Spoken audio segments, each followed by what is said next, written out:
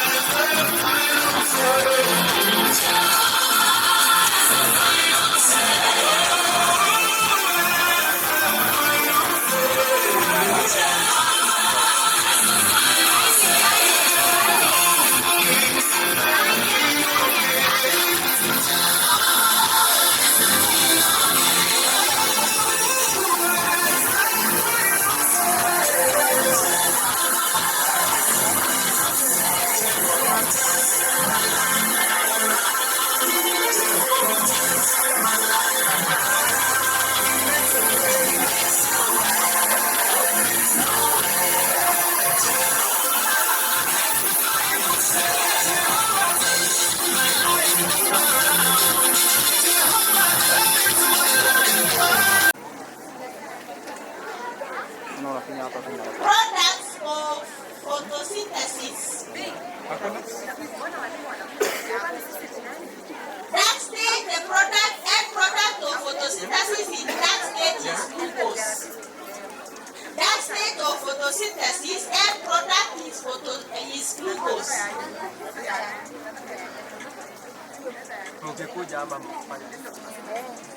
Glucose is converted to starch, converted to amino acids, and fatty acids, not fatty acids and glycerol, fatty acids. Products of photosynthesis are starch, fatty acids, and amino acids.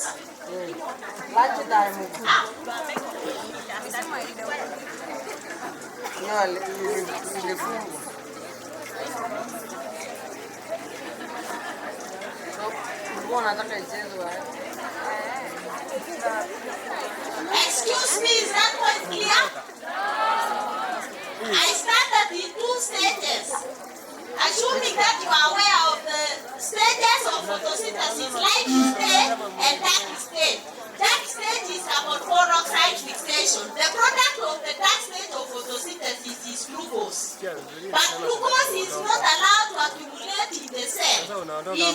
Because it affects the osmotic properties of that cell. So the products of photosynthesis is from the conversion of that glucose. And I have a reason why I'm going there, because there was a question that was asking, what is the fate of excess glucose? Excess glucose from that stage, 1, converted to starch, 2, amino acid, and 3, fatty acids alone, not fatty acids and glycerol. So if you will be asked a question on what are the products of photosynthesis? The products of photosynthesis are 3. Starch, fatty acids, and amino acids. Is it clear to everyone? So glucose from the dark stage is converted to starch, it is converted to amino acid, it is converted to fatty acids. And then the second fact of that recap, photosynthesis takes place in the leaf, and that is why we test the leaf for the presence of starch. We don't test for presence of glucose. We test the leaf for the presence of starch. Please remember the practical on the testing the leaf for the presence of starch, and understand why we are not testing for glucose, because glucose is converted to starch. Are we moving? I'm looking, you see my attention is almost here, because that is there for Form 3 and Form 4. We say we are testing the leaf for the presence of starch. We don't test the leaf for the presence of glucose. Glucose is osmotically active, and therefore it is immediately converted to starch, which is osmotically inactive. Osmotically inactive. We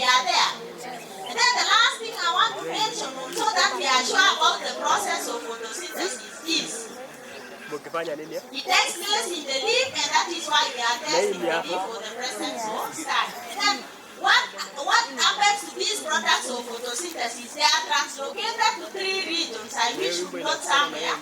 Products of photosynthesis are translocated to 3 regions. 1, growing regions. From 4 na from 3, that is the growing regions. Translocated to the growing regions, to the storage organs, like if it is the tuber, it is root tuber or the stem tuber, to the storage organs. And third one to the secretory glands, nectaries. Some of the products of photosynthesis are translocated to the secretory glands, secretory organs. So products of photosynthesis are translocated to 3 regions: growing regions, storage tissues, and then secretory organs or secretory glands. Thank you. Thank you so much. Let's have Nadupoi. Our judges are ready, Mr. Kimneno, Mr. Brian, Madam Jane. This is your turn.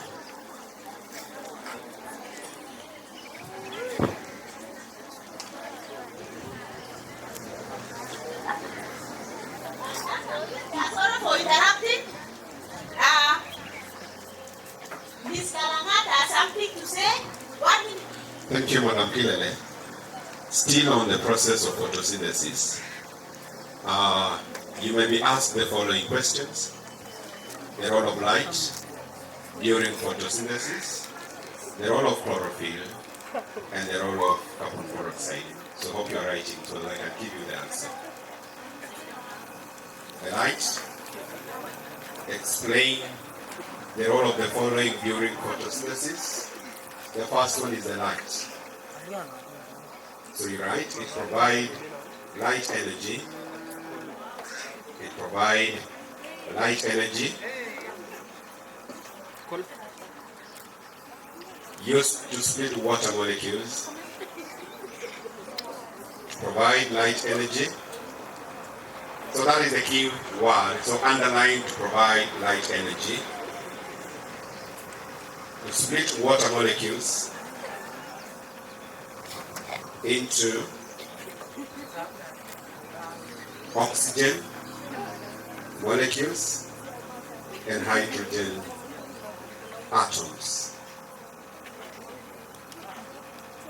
So if you write like this, to split water molecules, that one becomes wrong. So the role of the light is to provide light energy, and that is the key word. Number 2 is the chlorophyll, and that is the green pigment that we have in the leaf.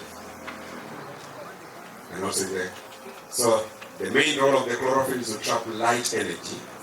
So just ready to trap light. The role of the chlorophyll is to trap light for photolysis of water. To trap light for photolysis of water. Then the last one, that is carbon dioxide, is to combine with hydrogen atoms. Combine with hydrogen atoms to form simple sugars. Combine with hydrogen atoms to form simple sugars. So that is the process of photosynthesis. So it's the process by which green plants. So the green plant is also the key word. Thank you so much. Thank you so much, Mr. Enoch. The stage is yours. Forward. Ladies and gentlemen, before you start, ready to present the kidney. The kidney gets blood from the renal artery. The renal artery gets, the afferent arterioles gets blood from the renal artery, and the blood is directed to the Bowman's capsule where ultrafiltration is taken place. Due to high concentration of substances in blood, but blood cells are not directed into the Bowman's capsule. In the distal convoluted tubules,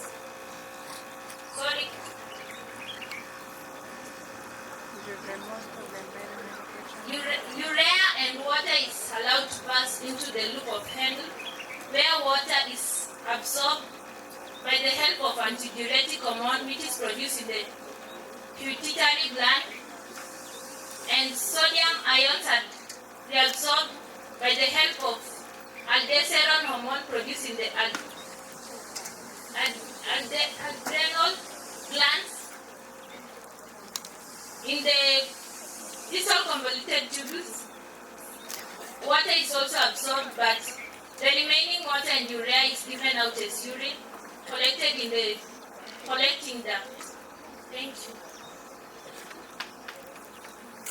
Thank you so much. Any question? That is the process of urine formation. That was the process of urine formation.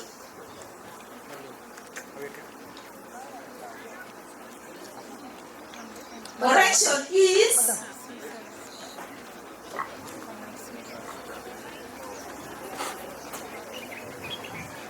A minute. Grow.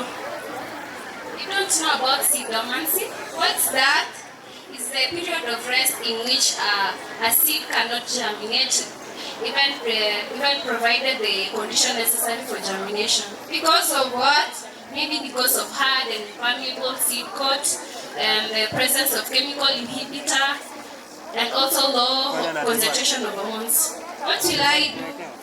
Maybe soak the seeds in water, increase the concentration of hormones, and that's all. The roles of hormones in metamorphosis. In insects, metamorphosis is controlled by hormones, and the hormones are produced by glands such as corpus allatum in the brain, intercerebral gland in the brain, and prothoracic gland. And during larval stage, the insect, the corpus allatum, produces juvenile hormones which inhibits metamorphosis. When the larva is mature, the corpus allatum disintegrates, hence low level of juvenile hormone. The low level of juvenile hormones stimulates intercerebral gland in the brain to secrete molting stimulating hormone. The molting stimulating hormone stimulates the prothoracic gland to secrete molting hormone or ecdysone. Ecdysone hormone stimulates molting, leading to laying of adult kids. And that.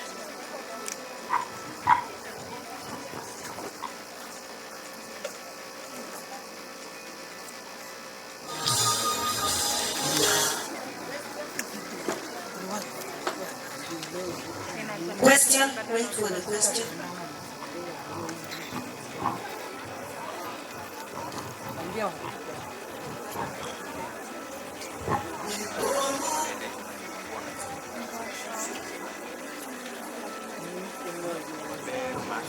From 4 green, be on the stage.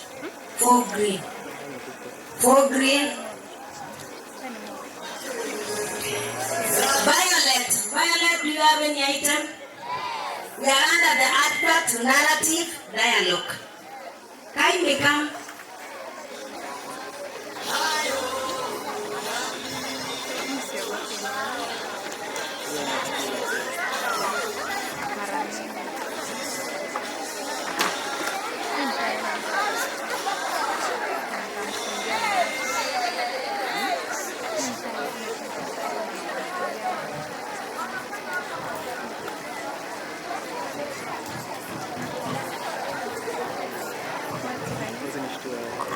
I think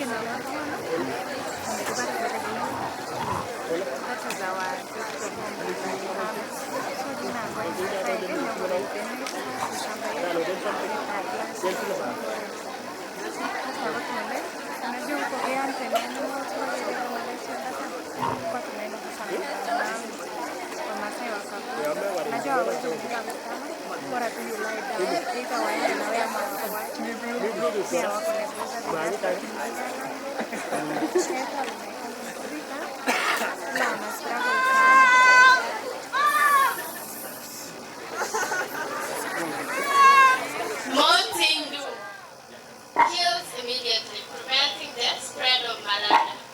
Malaria is caused by Plasmodium species, transmitted by female Anopheles mosquito. Some of the symptoms are headache, lack of appetite, vomiting, and anemia. Prevention: use of mosquito repellents, sleeping under different mosquito nets. And that's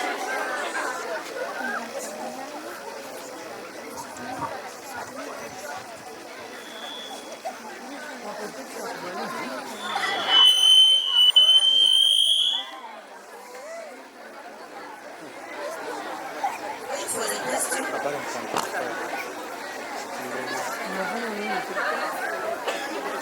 A question, if the concept is of malaria.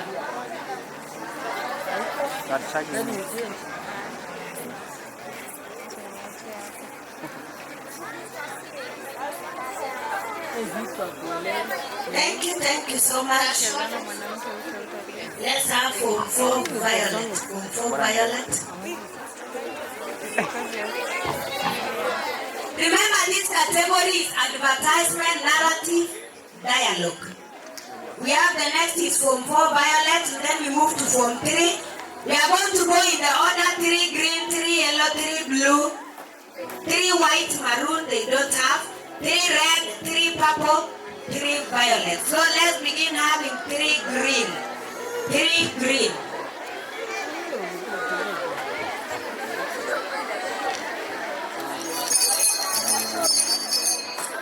So here we have the stomach muscle. The advertising the muscle. We need to start with the stomach muscle. It is found along the internal organ. It is also found in the ciliary lining, the iris of the eye, and the genitourinary muscle. It brings about the peristaltic movement. The characteristics are they have short fiber. In each fiber it consists of one muscle and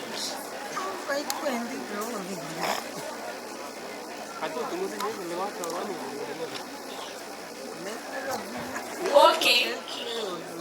Next we're going to talk about smooth muscles. The smooth muscles are located on the bones. Skeletal muscles, sorry. We're going to talk about the skeletal muscles.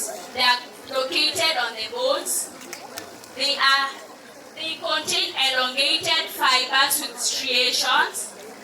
They are multinucleated.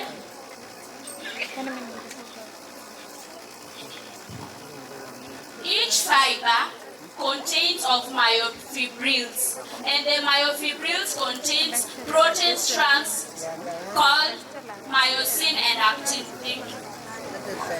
Next we have the cardiac muscles. These are located at the heart. The structure of the cardiac muscle is the striated branched fibers with intercalated discs, and the function of the cardiac muscles is to bring about the heartbeat.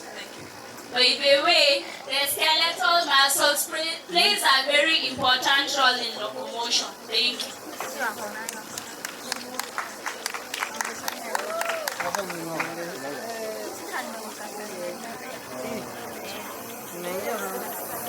Thank you, for Violets.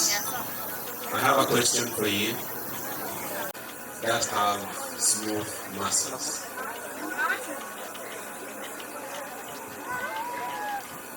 The iris of the eye. Thank you. We still have others.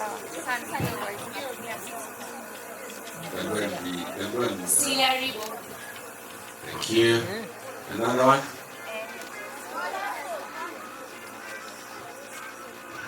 Regards. Thank you. Those are correct. The next one. Thank you so much. Thank you so much for forehead. Forehead, they are next to the stage. Forehead. Three green. In that.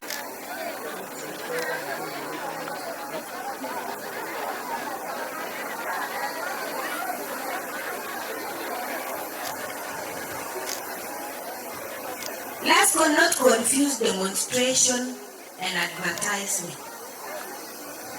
This is from 3 green. We are going to present the advertisement. We are going to advertise the equipment used in the investigation of transpiration on a surface of a leaf.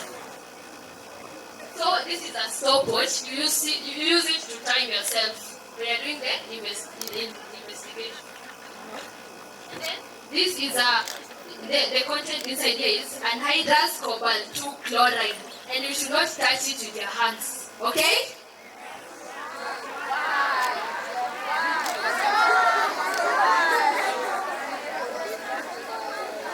I've heard that you don't have forceps. I'm sure that you have principal, but your school is rich. Or even Mr. Bayo can buy it. Can you? Oh, it's only $500. I'm sure that's not much.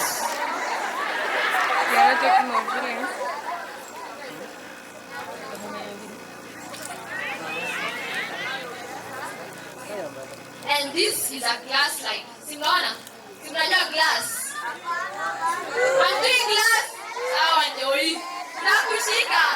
Na usikunje. Ndio. Simona glass. Simona. Nitakununua. Walai. Sawa, mtanipata baadaye.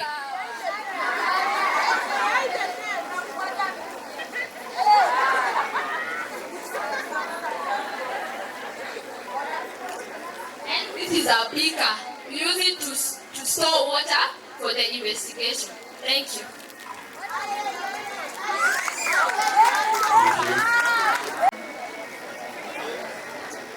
In front of you are from the yellow, ready to present an advertisement on the equipment used in the collection of specimens. Okay, let's start with first one.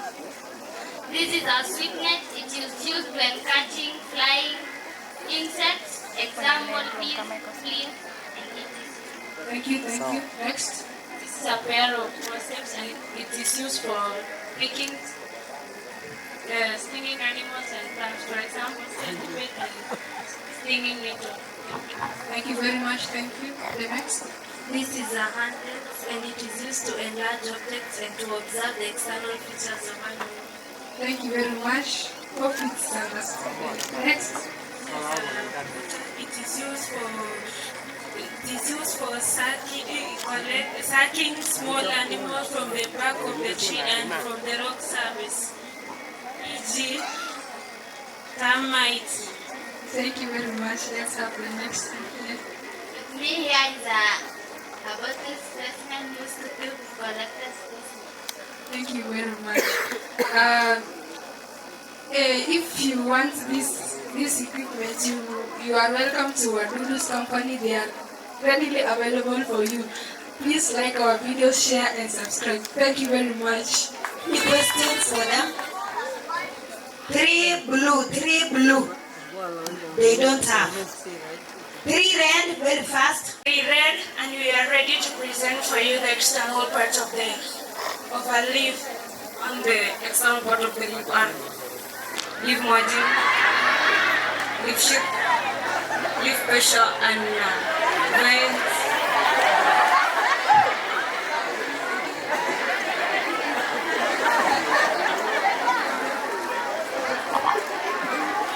Differences between dicotyledonous and monocotyledonous. Dicotyledonous has a broad lamina.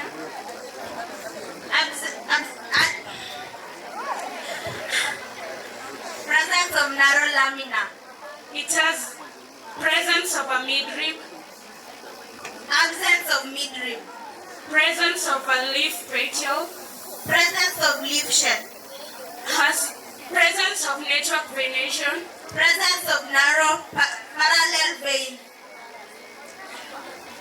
and that is all. Thank you.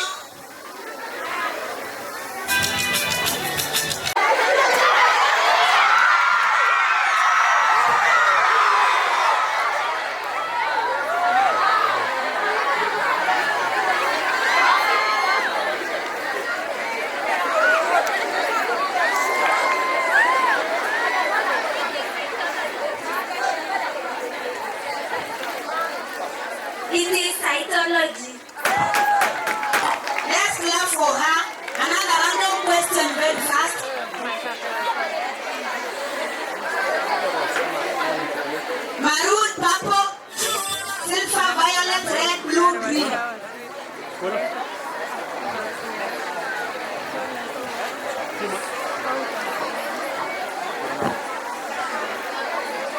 Form 2 question.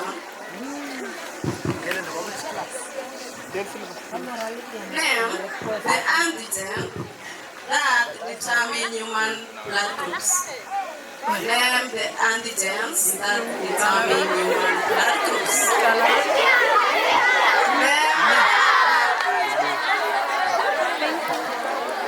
Antigen A. Not complete.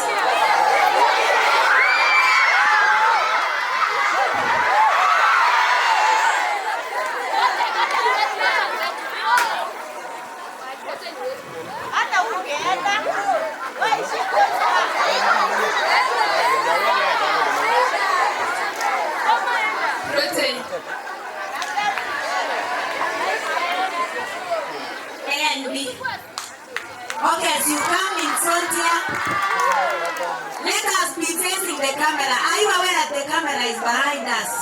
Let's be facing the camera, please. Three violet. Thank you so much.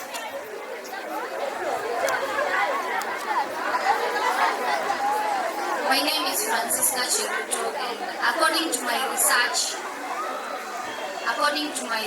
in scientists, I find out a way on how to control difficulty breathing. I came up with a solution is using of the inhalers. We know that inhalers is used to control one of the respiratory diseases known as asthma. Asthma is caused by allergy to allergens, which are dust, pollen, exercise, cold air, and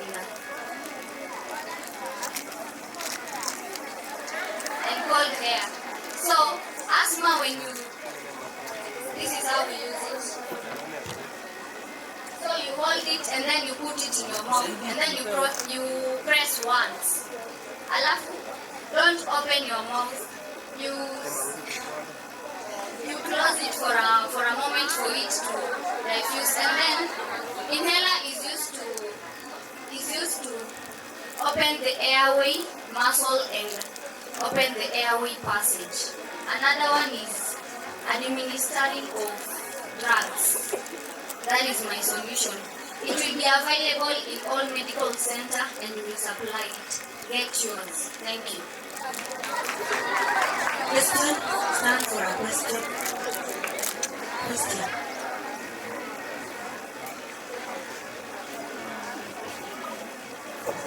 Thank you. Before I ask a question, I want to make a correction. You have been asked, name the two antigens that determines the blood group of an individual. And it will be antigen A in capital and also antigen B in capital. My question is, what is allergy?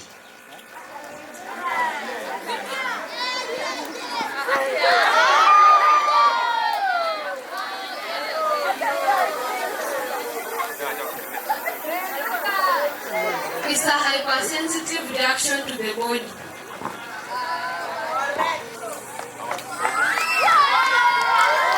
Thank you so much. Maroon, 10 maroon.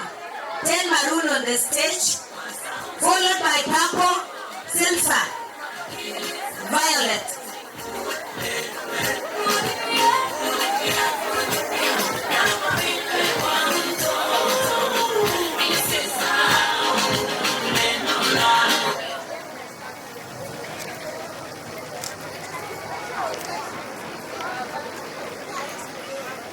In front of you,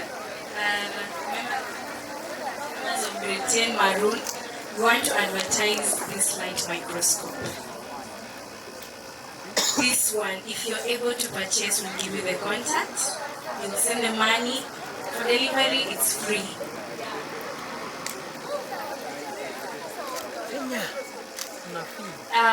For this light microscope, which we are presenting, it is 5 UN. Who is able to buy? Yeah, our contact will be shared by Faith. 0, 7, 1, 2, 3, 4, 5, and 6. And you can also ask for it in 0742 855 404. Yeah, that is very cheap. It is cheap. I know in Korongoi there is no Akuna Sindio. Akuna. So we decided to make one for you. If you are able, we'll ask the principal to buy it for you. Our company is called Mara Green Initiative. Thank you. Give the formula of magnification. Face the camera.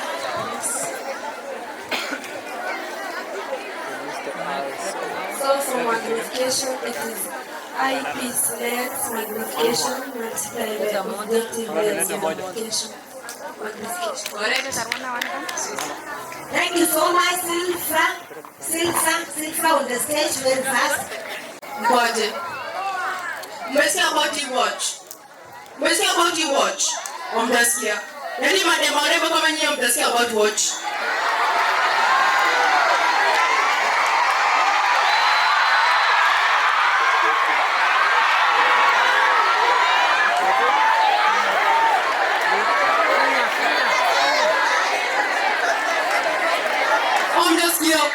Mmesikia about watch. Mnamnaka warembo, God. Sasa, mmesikia about mitochondria? Mmesikia?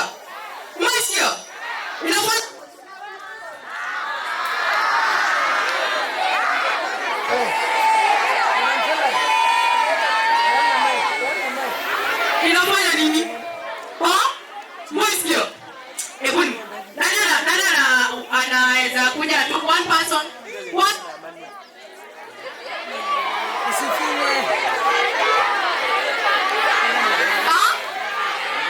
Kuja tu.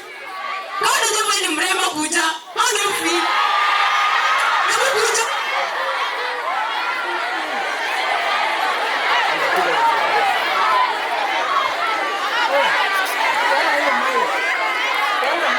Kuja tu.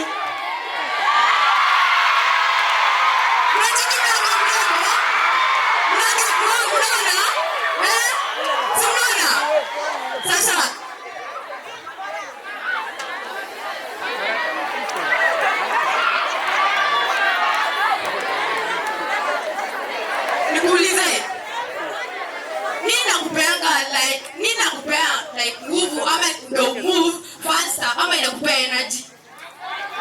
Si mitochondria. Na mnakuwa mrembo hivi. Take it. Niko na watch, Si nyingi nakuwa suit 100, Ukiona hii watch inakupea food unabidi kukula. Na inakupea energy nyingi sana. Unajua in many high schools kuna kukimbia, si ndio?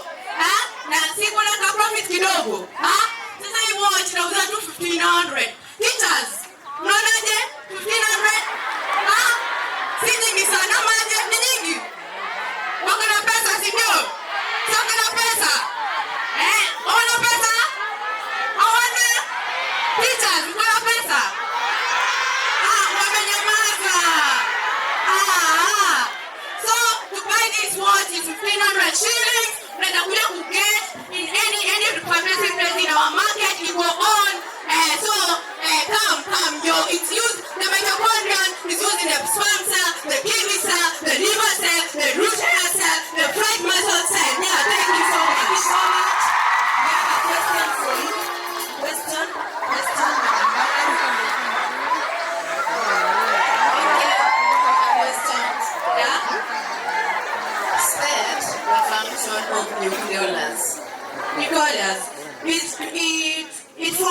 ribosomes. It makes the ribosomes.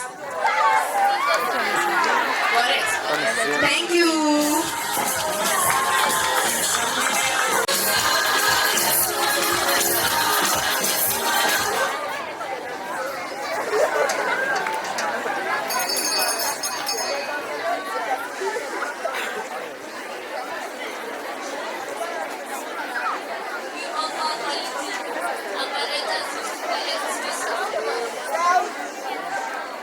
We offer quality apparatus to collect the specimen. We as the Greater Silver students advise you not to dispose mosquito nets, water bottles. Since mosquito nets can be, as you can see, mosquito nets can be used to make acid nets, which is used to collect flying insects, example, a butterfly. And water bottles can be used to make a puta. As you can see, a puta is used to suck small specimen. And a forceps is used for picking small, stinging animals and plants. These practices enhance one's creativity and help a learner to gain skills and abilities. In a nutshell, thank you. For more information, call 0121052026 or visit Little Silver near Form 3 Yellow opposite Square area. Thank you.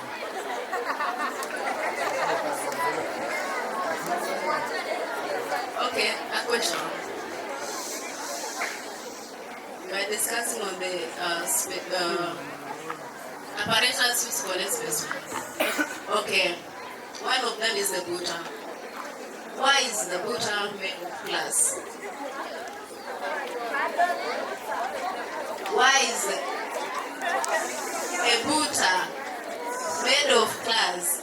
The butter is made of glass because it is clear, so that when you collect the specimen, you can see its specimen. Correct. For visibility. Thank you so much. 10 Violet. 10. Hey, I can see that biology extravaganza is taking you good. Yes, and I hope so for the rest. Hey, you! And you over there. Here we come, the fabulous two, ready to present to you a dialogue on collection, Preservation and storage of specimen. Please lend us your ears. Good morning, ladies and gentlemen. Good morning at Biology Day. Today as we stand here, We stand as you know what biology is. my friend, Yes, my dear friend. you know what biology is? Yes, it is simply the study of living things.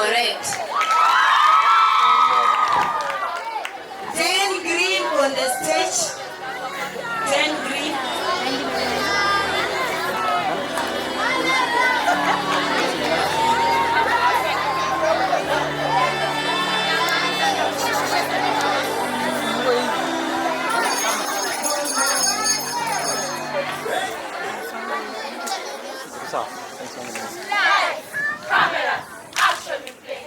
In the world of every day, drama and film are magical sights. Help us learn, grow, and take flight. From the emergencies of data, then represent a biology narrative. Enjoy. Biology. What is biology? Biology is the study of the organism. What? No. Biology is the study of living organisms. Biology is derived from two Greek words, which are bio and logos. Bio means life, logo means knowledge. Biology. What are the outcomes of studying biology? It leads to career choices and tailoring? Yes, tailoring. In biology, one can become a doctor, a nurse, a pharmacist, and a biology teacher, just like you study your science.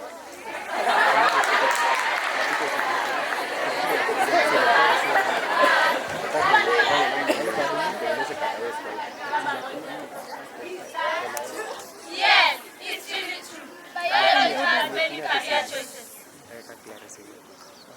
Apart from that, we have higher useful scientific skills, such as measuring the body for studying natural preparation of the body, such as global warming, controlling outbreak, gender and natural that we are glad. Wait for the question, please. Wait for the question. Okay, a question. We have too many branches in biology, which is zoology and botany. Then other branches apart from zoology and botany. Microbiology. Ecology. Taxonomy.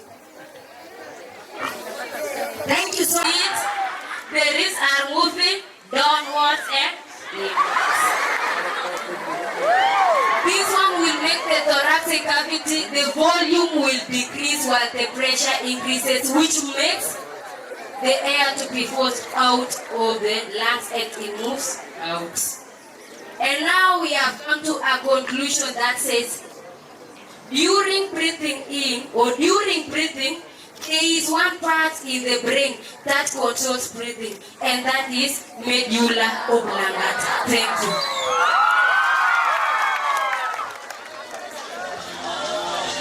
Good job for them.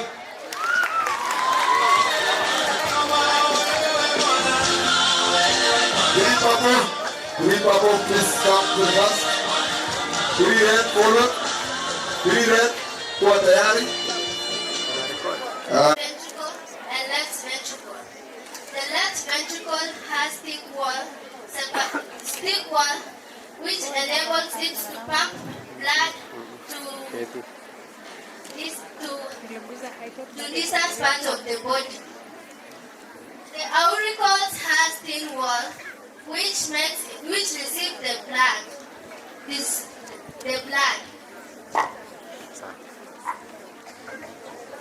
The right auricle receives oxygenated blood.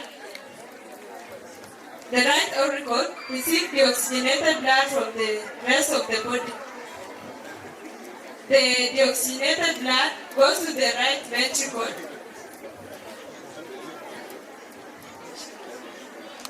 The deoxygenated blood goes to the right ventricle. Then it is pumped to the lungs to be oxygenated. The oxygenated blood enters to the left auricle, where it is transported to the left ventricle, and the blood is pumped out of the heart through the aorta to the body. Also, we are talking about the heart-beat valves. On the right side, we have the tricuspid valves, and on the left side, we have the bicuspid valves. This prevents the the ventricles from turning inside out when the ventricle muscles contract. At the basis of the aorta and pulmonary artery, we have the cerebellar valves.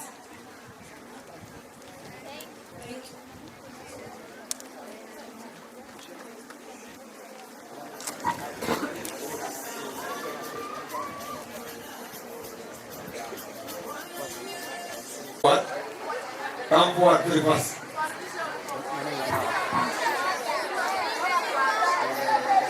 In front of me are the demonstration of the test for start the test for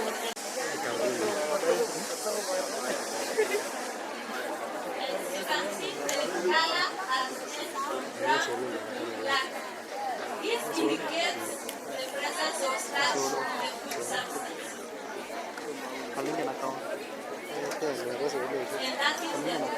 for starch. and the second we are going to test the emulsion test for lipids. Teacher is into acute testing. Put 2 ml of the food substance.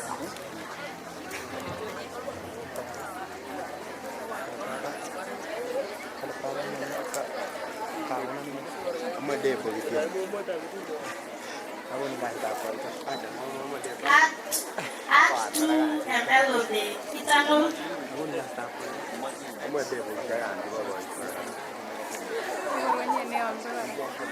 and shake that.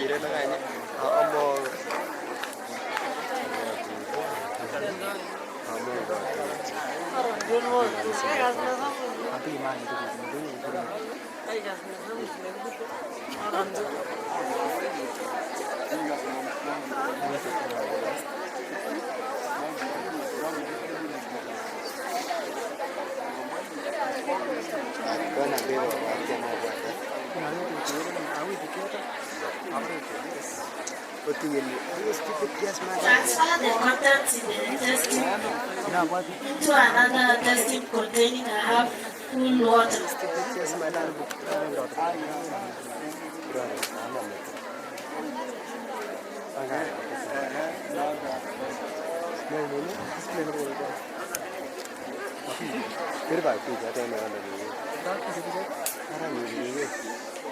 As you are seeing, there is formation of a white emulsion in the content. That is our demonstration.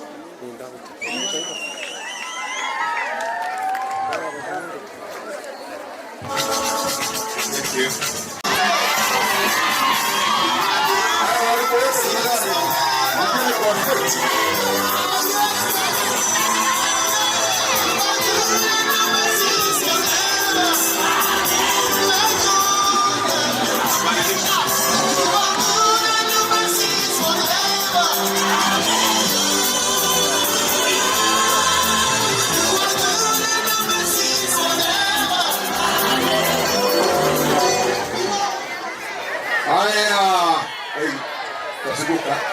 Haya, sawa.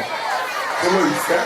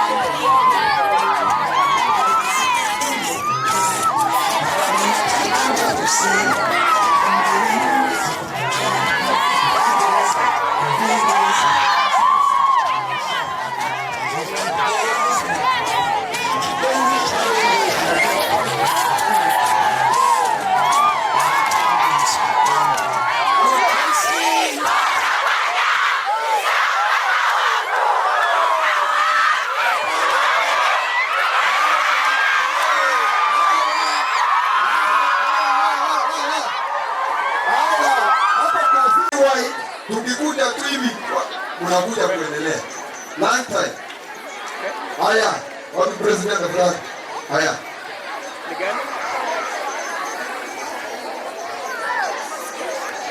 Let us all stand for the choral verse. And we love the Lamb.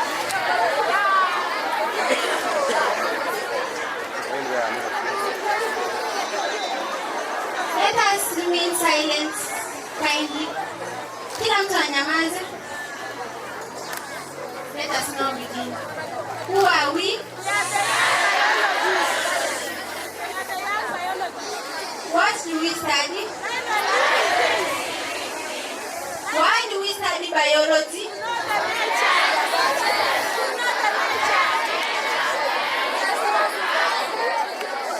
What is our theme?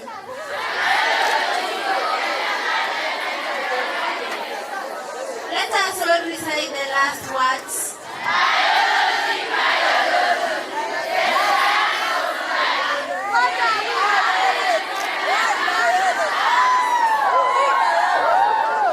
Tusikini moja basi.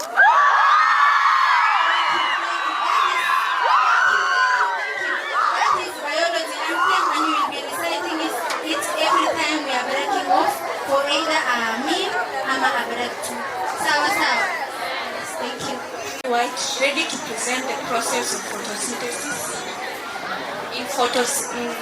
We have two stages of photosynthesis. The stages of photosynthesis are light stage and dark stage. First, in light stage, we have the end products are oxygen, hydrogen atoms, and adenosine triphosphate. And the process goes that chlorophyll molecules traps light energy, whereby the light energy split the water molecules, thereby the water molecules really forms hydrogen atoms and oxygen atoms.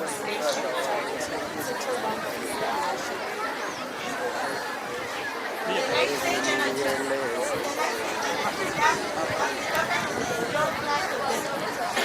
It occurs in the kernel of the chloroplast, where the chloroplast contains the chlorophyll, and the chlorophyll is used to split light energy to split water to form the hydrogen atom and oxygen molecules. In this process, the hydrogen is converted into the atmosphere. Kindly excuse me first. Hey, let us keep quiet. Tunyamaze wote na tuketi chini. Let's keep quiet, all of us. Noise here. Tunyamaze, kila mtu anyamaze. Kila mtu anyamaze. Kila mtu afunge mdomo. Let's keep quiet. This one we are practicing here. We have a presentation here. Kindly, let's respect one another. This is Form 3 White demonstration and model charts. Let's begin. We have two stages in the process of photosynthesis, that is light stage and dark stage.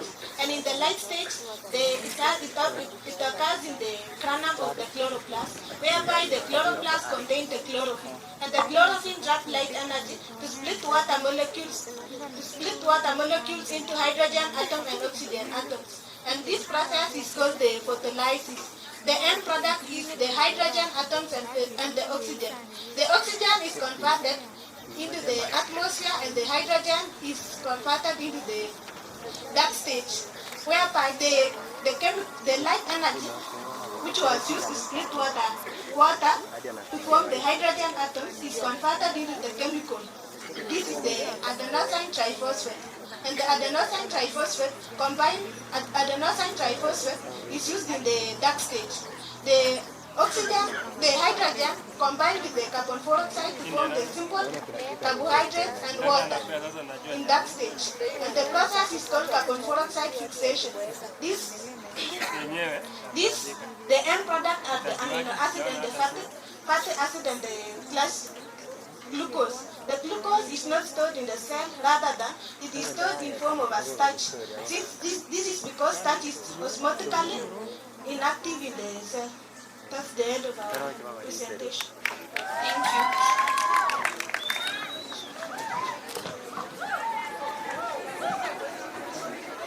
question for them.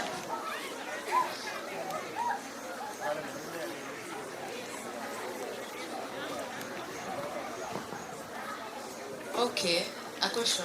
Define the process of photosynthesis. Photosynthesis is the process by which green plants manufacture their own producing light energy.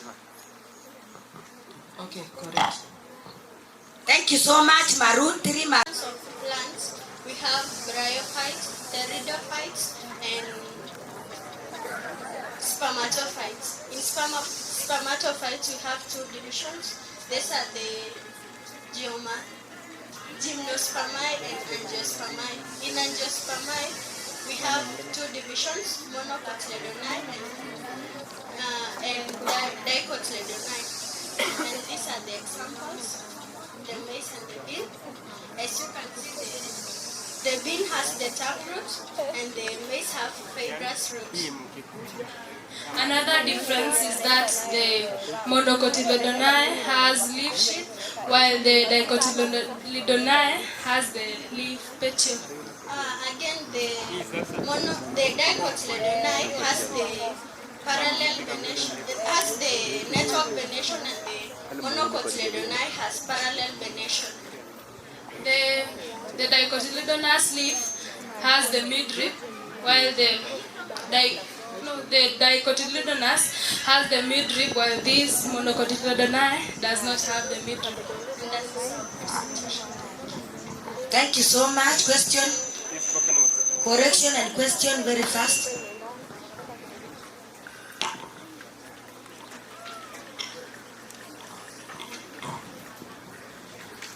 Correction.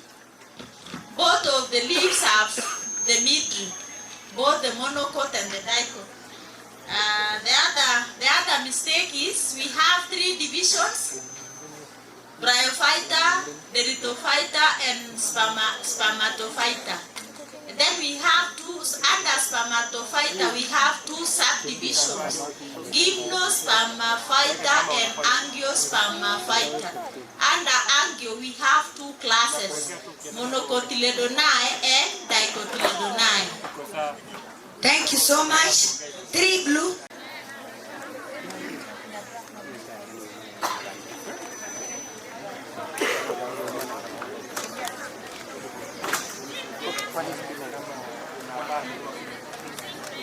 Okay, thank you.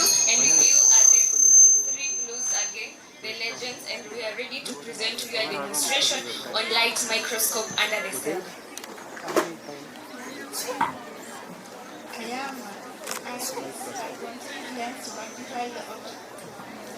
am the cause adjustment. I bring the image into right focus by raising the guard. I am the fine adjustment. I bring the image into sharp focus by raising and lowering the body. I am the body. Eyepiece and the revolving nose piece.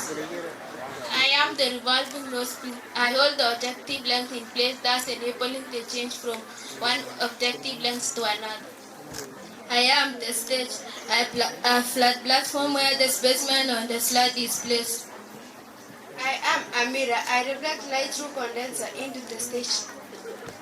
I am an objective lens. I bring the image into focus and magnify. I am the base. I provide firm and stable support.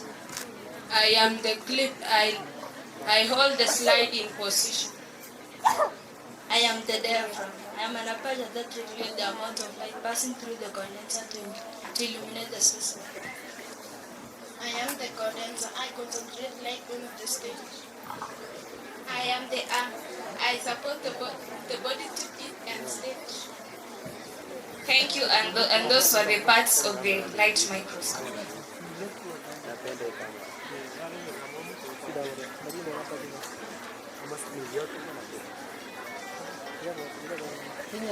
Question, Madam Valerie.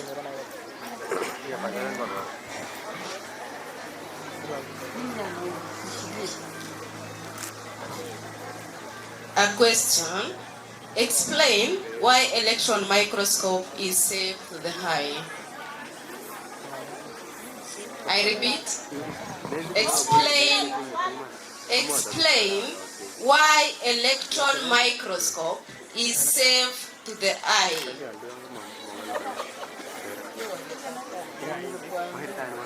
It has a high magnification power. No? Another element? It does not destroy the specimen. No? Open. The question is open. Whoever has the answer, right? The question is open. Remember, we still have the sweets. Run.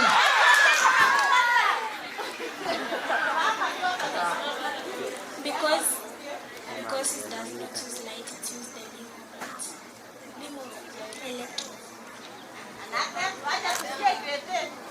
Because the eye in the light microscope does not come in contact, while in the electron microscope we view the specimen using the monitor. Thank you. Can you clap?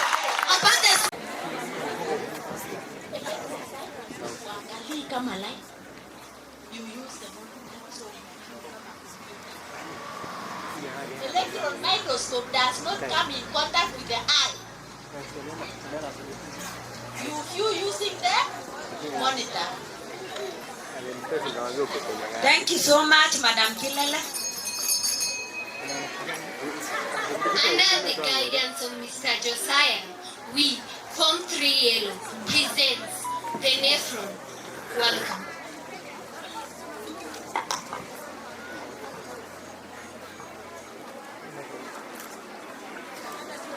These are the birth of the nephron.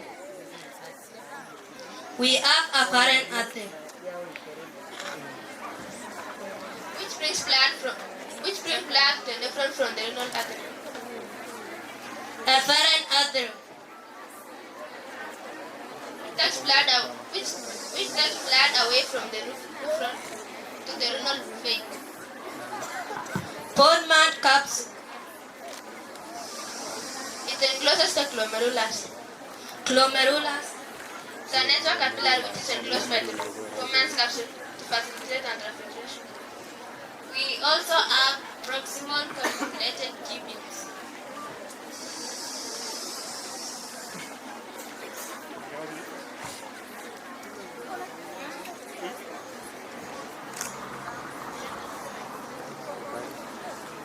And loop of it, it is a U-shape that extends to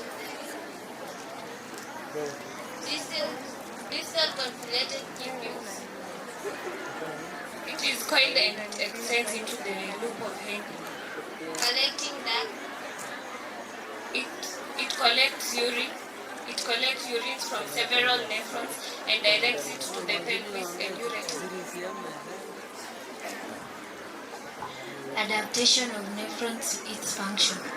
Afferent arteriole has wider lumen than efferent arteriole, creating higher pressure which enable ultrafiltration to occur. The glomeruli has tiny pores which facilitate ultrafiltration, and the adaptation of distal and proximal convoluted tubules are The adaptation of proximal and distal convoluted tubules are lumen wall have microvilli and villi which increase the surface area for reabsorption.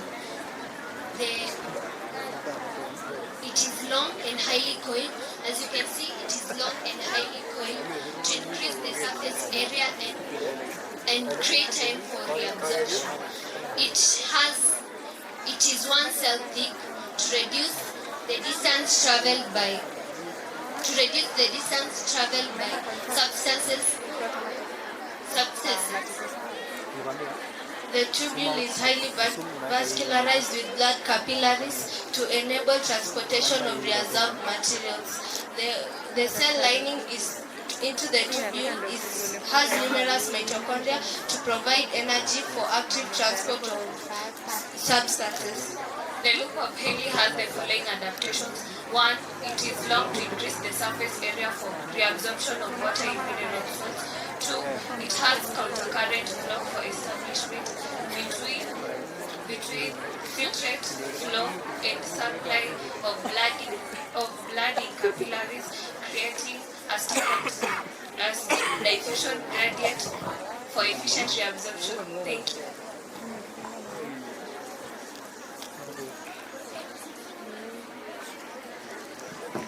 Wait for the question. Question as the form 3. Okay. Explain why the concentration of urea is high in the collecting duct than in the proximal convoluted tubule. Come up again.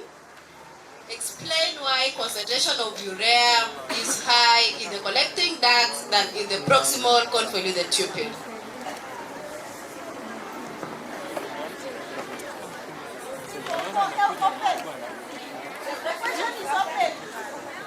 Open. The question is open for anybody. Explain why urea is high in the collecting duct than in the proximal convoluted tubule. Very fast. Yes, we have somebody there, Nadu boy. We trust you. You will give us the right answer.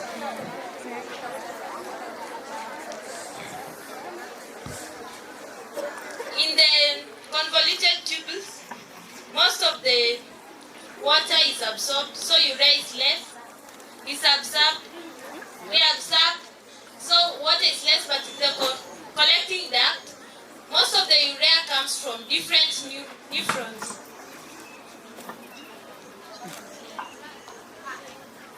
Another, the question was, explain why concentration of urea is high in the distal convoluted. Prepare. Grade 10, grade 10 violet for demonstration. Purple, maroon, red, silver, blue, green, in that order. And you come near to the stage.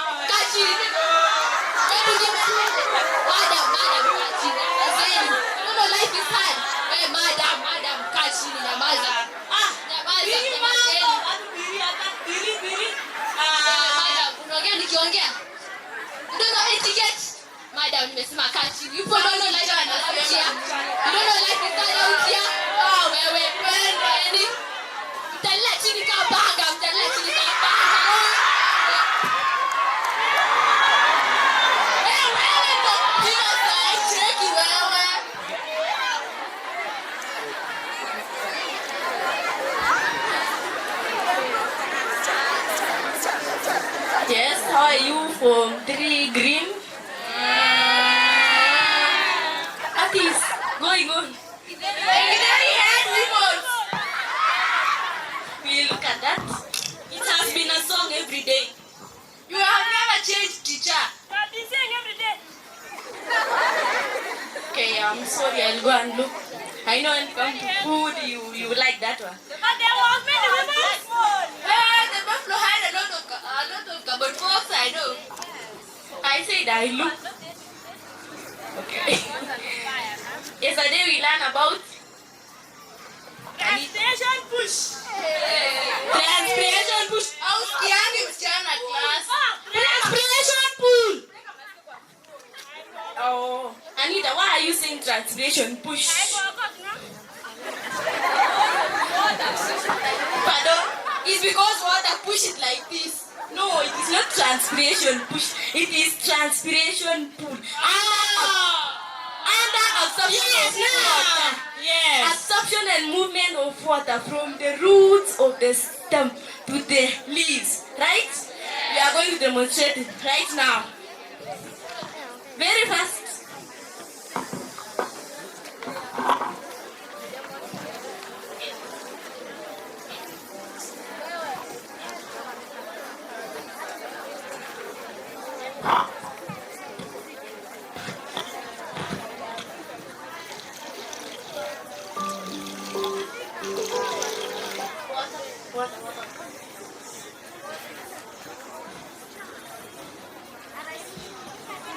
Water exists as a thin film in soil between soil particles. Soil is surrounded by a film of water, and the cells above the root hair is more concentrated than soil water. Hence, water enters into the root hair by osmosis. Once in the root hair, due to different concentration in the root hair, water passes through the leaf-porous layer to the cortex. This reduces concentration in the cortex, and water enters into the endodermis through active transport. This reduces the concentration in the endodermis, and water moves into the xylem of the root. From the xylem of the root into the xylem of the stem. In the xylem of the stem, water is pushed up used by the forces that are root pressure, capillary attraction, cohesion and adhesion force. The water continues until it reaches the xylem of the leaves, from cell to cell, into the spongy mesophyll cell, where it moves aided by transpiration pool. Understood? Thank you.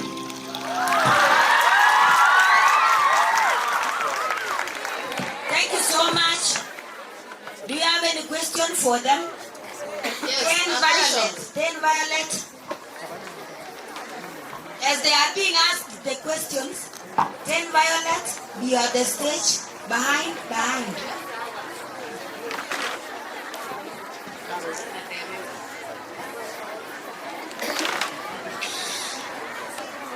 Okay, a question. Name the force that helps water molecules stick together. Cohesion and adhesion force. Correct. Correction. When Jesus came down from heaven. Correction.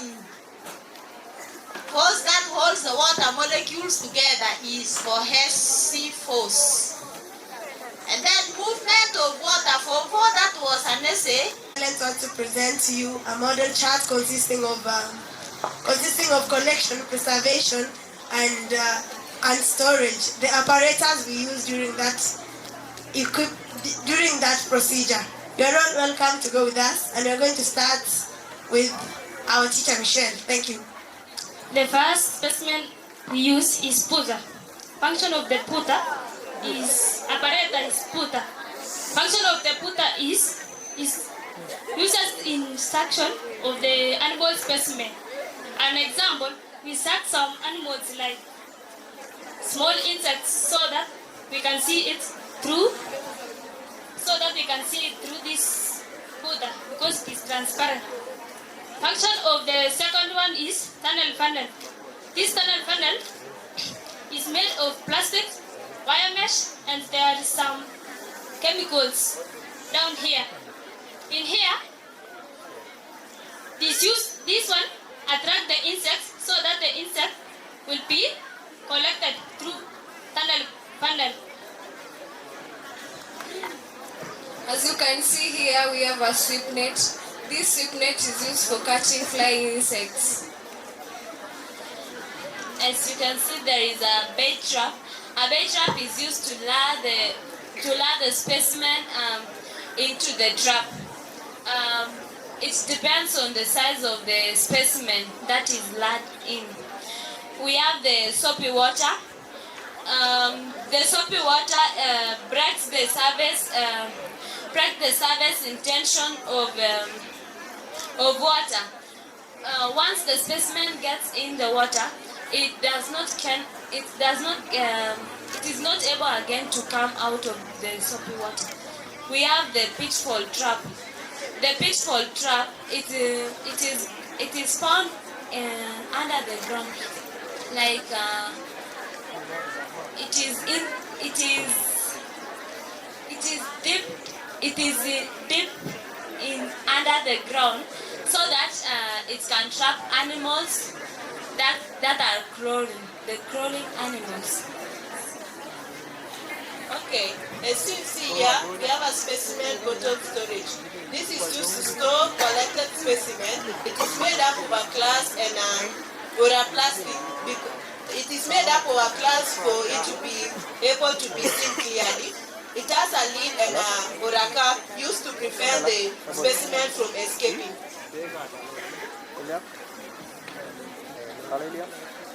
And here we have a fish net. This is used to trap the small water animals like fish and frogs. That is all we have. Thanks. Thank you. Thank you so much, Maroon, as they are being asked the questions. Maroon, very fast. Be on the stage. Silver, be near here. What is the role of the wire mesh inside the butter?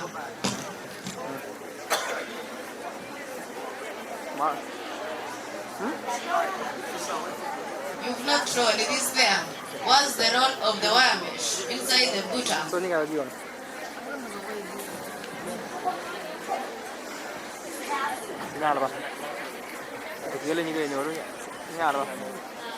The role of the putter, the role of the wire mesh in the putter, it is used to prevent the particles.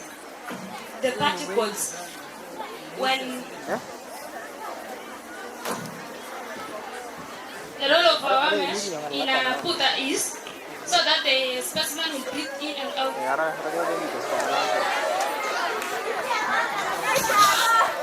To prevent the dirt from entering into the suction tube.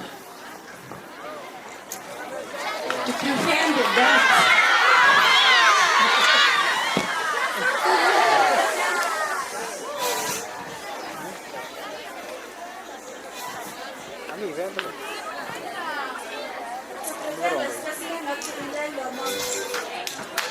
Thank you so much, Krete na wataki meno. Three Maroon. We like to present on the step followed when preparing a temporary slide. The first step is fixation. In fixation, this involved treating or immersing the specimen into a chemical solution called fixative. The second step is sectioning. It involves cutting thin section of the specimen to allow light to pass through or to make them transparent. Adding a drop of water is to keep the cell turgid.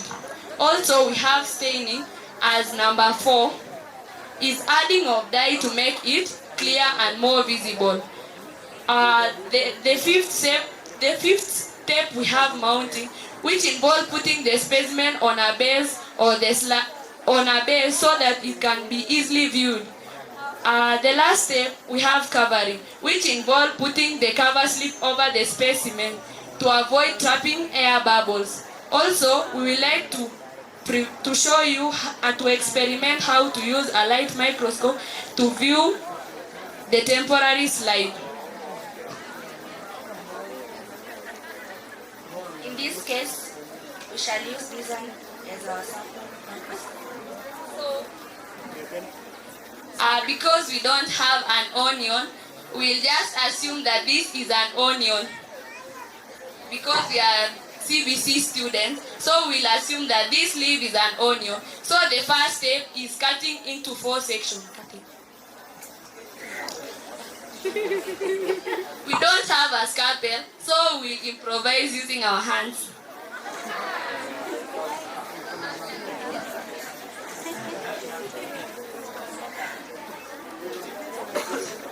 The next step, we have peeling the epidermis. We don't have the onion, but we'll just peel something which is invisible, but you'll have to. We are peeling it. Yeah, we have already peeled it, and this is the peeling, the epidermis tissue. Oh, not the epidermis.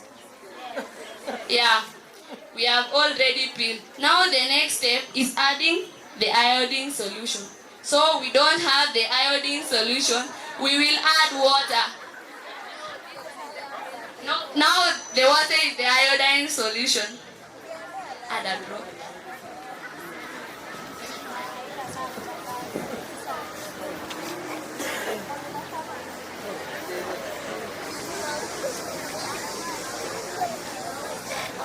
So we have already had a drop of iodine solution. Now the next step is placing the tissue in the clip.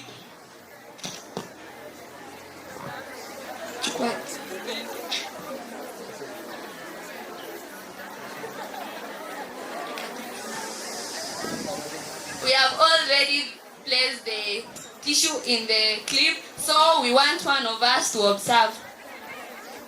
No, before we observe, we need to cover. So we don't have the covering, but we'll just assume having this. We'll assume this is the cover slip. Then we will cover it to avoid trapping air bubbles. So one of us will view now the specimen. And we don't have the sun because it is a cold weather. So we will assume we have the sun. Now the experiment is ready. I hope you have learned something. Thank you. Thank you so much, grade 10 Maroon. Purple, as they listen to the question, Purple, be behind. 10 Purple. A question. When sectioning, a sharp scalpel is used. Explain.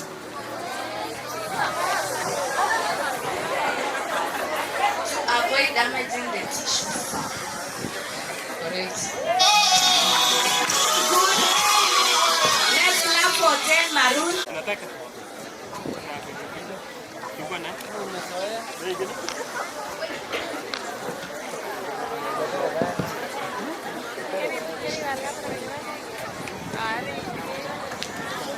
Well, just before you add grade 10 Sapphire, ready to present you the cell structure of the animal cell and the plant cell. Please enjoy. So, here we have the plant cell, we have the cell wall, the cell membrane, the nucleus membrane, the tonoplast, the vacuole, the cytoplasm, the lysosome, the chloroplast, the smooth endoplasmic reticulum, nucleus, nucleus is rough endoplasmic reticulum. So in the cell wall, this gives the shape of the plant. It helps to protect the plant from physical injuries. The cell membrane, this controls the movement of materials from in and out of the cell. The rough endoplasmic reticulum helps in the process of helps in transportation of proteins, while smooth endoplasmic reticulum helps in the transportation of lipids. The nucleus helps to control all the activities in a cell. The nucleus helps to make the proteins. The ribosomes, The chloroplast, this gives the plant its green color. The lysosome,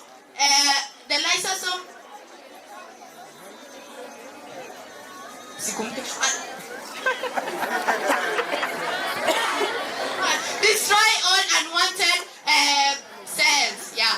So the cytoplasm, it's a site for chemical reaction. The vacuole is the vacuole.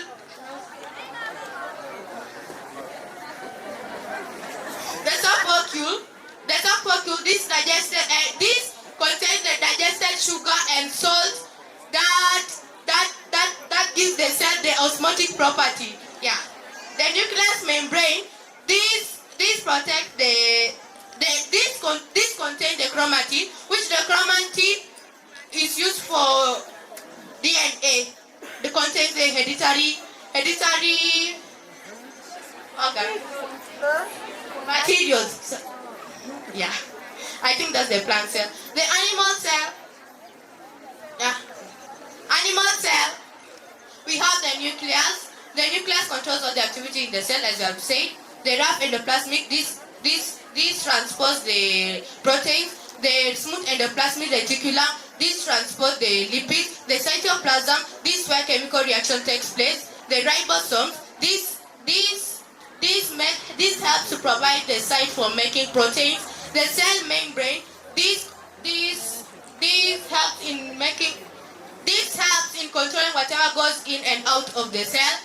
The nucleus membrane protects the cell. The mitochondria, this is a site for respiratory and also give energy to cells. The vacuole, the sap vacuole helps in the digestion of food and manufactured products. And the Golgi bodies, this helps to transport packaged manufactured products. Yeah. So as here we had made a cell structure, as you can see, with all the parts labeled, the cytoplasm, the mitochondria, the same. Here with me I have a forceps. We made it using a binded wire. When collecting a specimen, you go to a plant to a leaf. Then you will collect the specimen. You should wear your gloves. Can Faith please show us some example of gloves? Yes, those are example of gloves. Gloves, you wear the gloves, then you hold a pair of forceps so that the gloves can, as you know, some plants are stinging, like the stinging nettle. So you should wear gloves. Secondly, we will be talking about the sweep nets. As you know, the sweep net is used in collecting flying insects. Flying insects are like wasps, bees, and butterflies. Let me ask Felicity to show us how to use a sweep net. Yes, that is the way. Okay, that is the way of collecting. After collecting your flying insects, you flip the sweep net. Yes. Next, we will be talking about the fish net. Fish net is used for trapping small aquatic animals. As you know, aquatic animals are animals living in water. For example, a fish. Let me ask Deborah to show us how to use a fish net.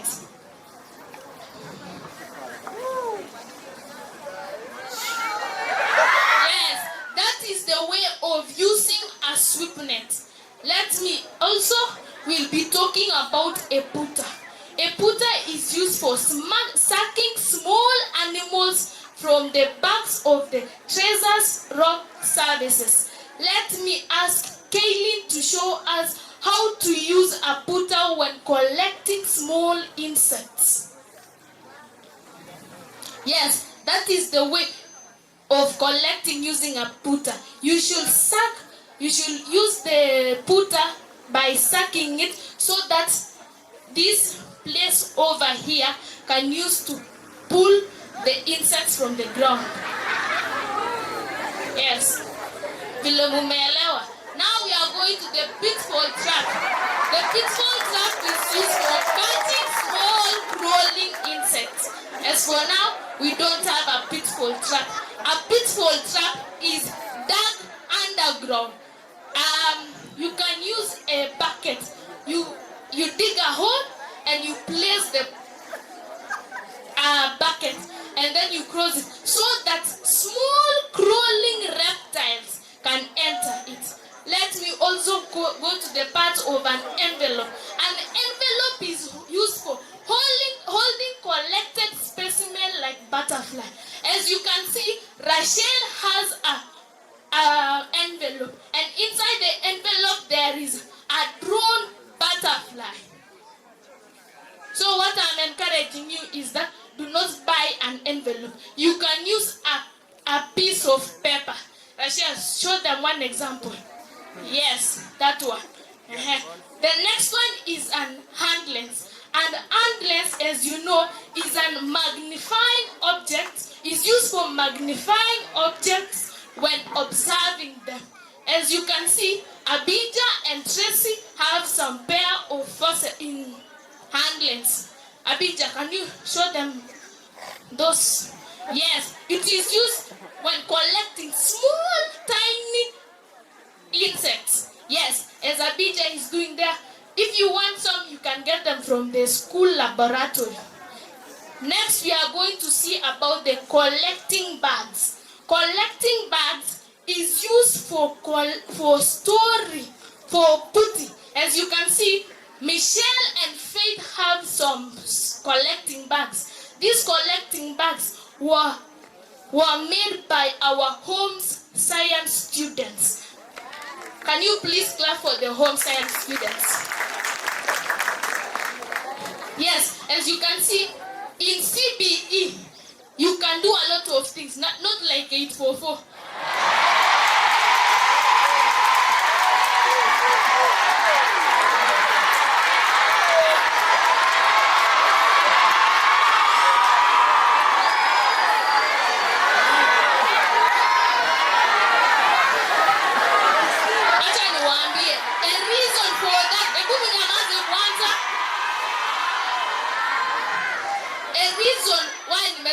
CBE is better than 844.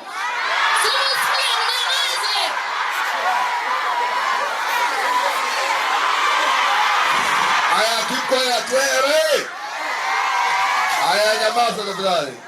This is because kama ingekuwa 844 muambiwe mkuje mudemonstrate. Amungeunda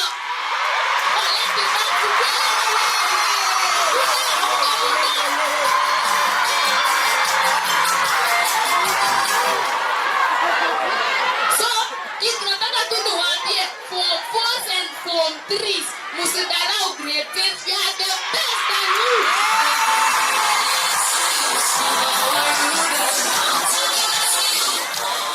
And that is the end of our presentation. Thank you. Wow! There is a question from HOS, and HOS want to say something. Thank you.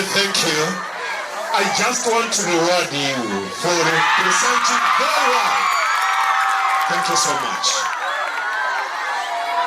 A question, is there any question for these students? Any question haraka haraka? That is good. 844 system tumechoka na maneno yenu. Eti bado unaweka mguu hivi, ona huyu. Okay, a question. Before a question on pitfall trap, you said collecting reptiles. This for collecting small crawling insects, not reptiles. Now, a question. Why should specimen what precaution should be taken when collecting poisonous specimen? You should have protective gloves. Okay, correct, but it is incomplete. Do not touch the specimens which are dangerous with bare hands. Okay, that is correct. Yes, just go for a seat.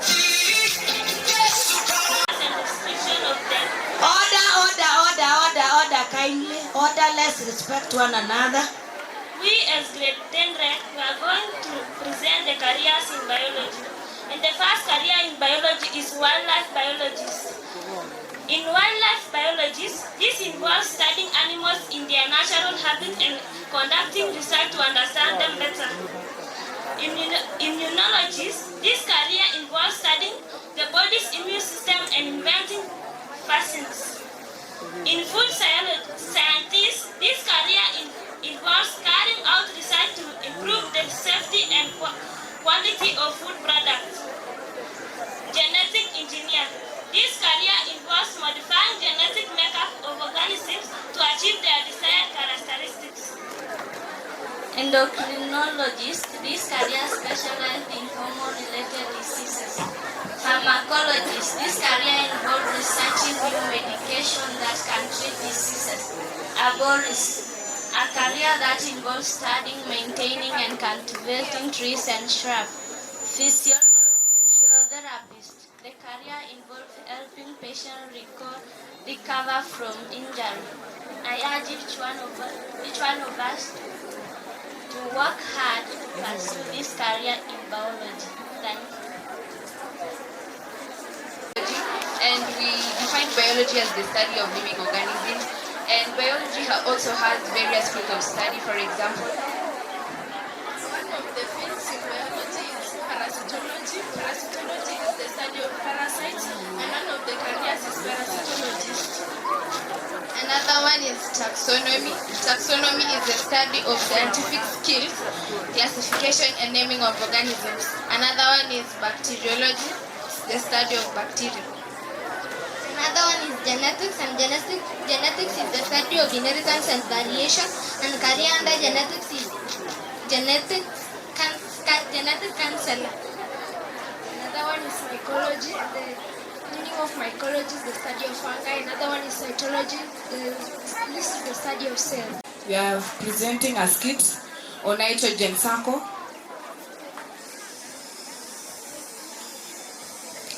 A nitrogen cycle, nitrogen fixation. It is the process of converting nitrogen onto nitrate. It occurs in 3 ways: by lightning, when thunder,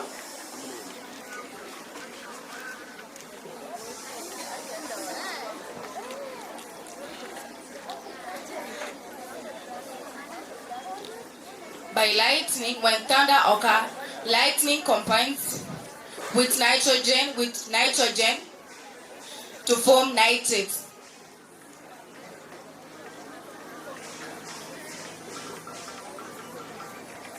Another process is by symbiotic bacteria, rhizobium, change free nitrogen.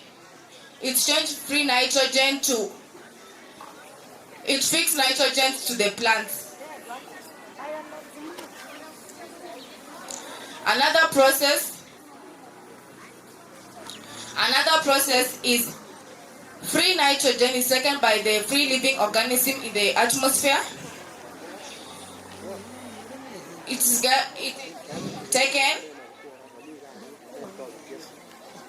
Free nitrogen in the atmosphere is converted to ammonia by the bacteria Azotobacter, whereby ammonia is converted to nitrite by bacteria Nitrosomonas.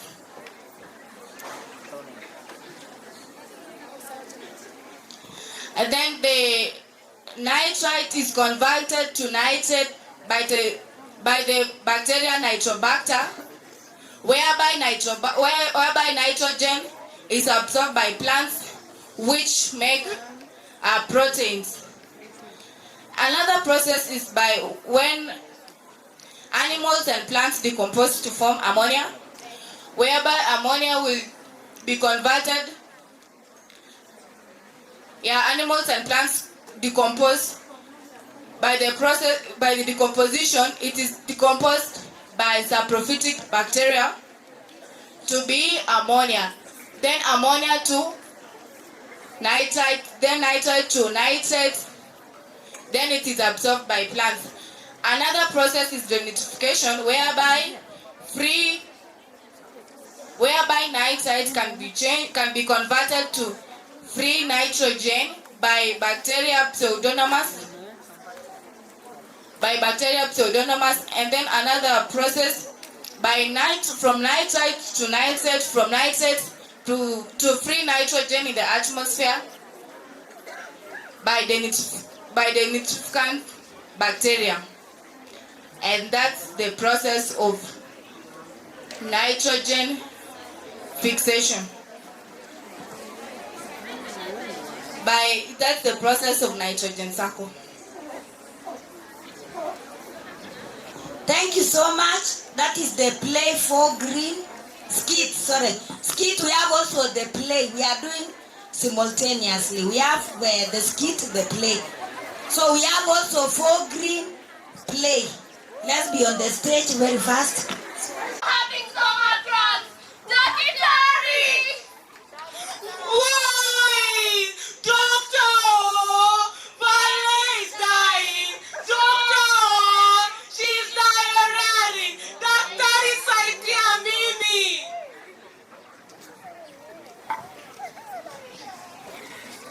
Daktari saidia bebe yako! Kaje uchungu!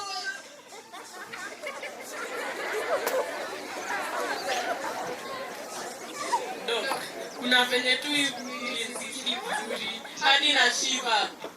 Chill out. Kila mtu atapata usaidizi wake. Ashley.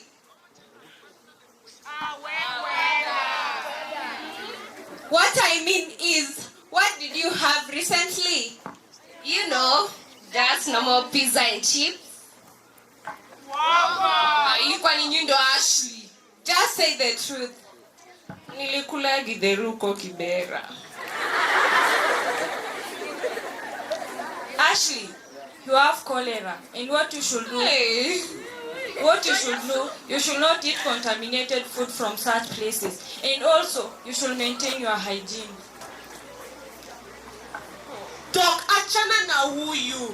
What is happening na kabal kangu? Val has typhoid. Auntie, what is typhoid? It is a disease caused by a bacterium called Salmonella typhi. It is transmitted to individuals by through contaminated food and water, and that is what has caused the rash on our hand. So una mean Val wangu atakufa? Okay, this is treatable. Feed Val clean food using clean utensils. Na shida yako kijana?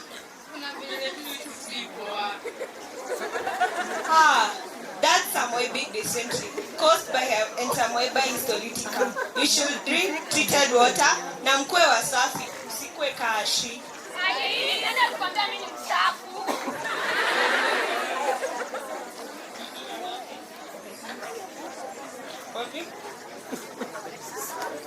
Mzee,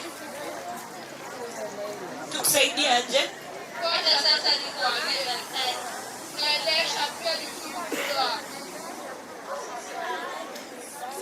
This is malaria. You can control by sleeping under treated mosquito nets, use of mosquito repellent, and you can also get vaccinated.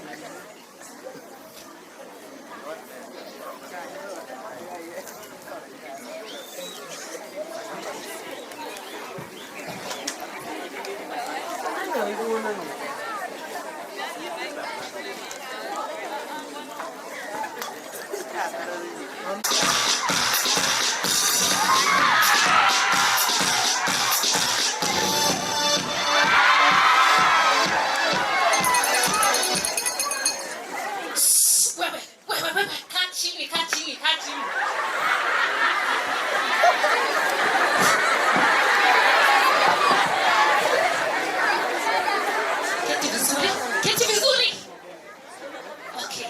So good evening, class. Good evening, class.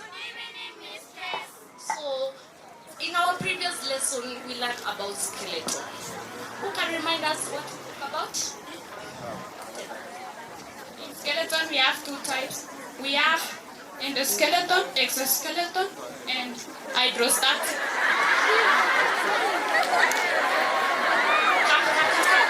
Are you sure of what you are talking about? Are you sure? Is she right? Is she right? Where's the skeleton, by the way? Where's the skeleton? I am the skeleton. Stop! Why are you shouting? What? For you to shout? Okay. How many types of skeletons do we have? How many? 3 skeletons. Nonsense. Are you sure of what you... Were you sleeping in my class? Chana, kneel down. Chana, kneel down. Help her.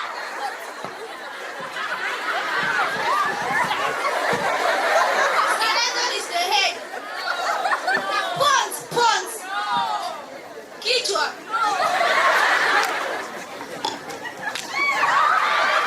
Help her.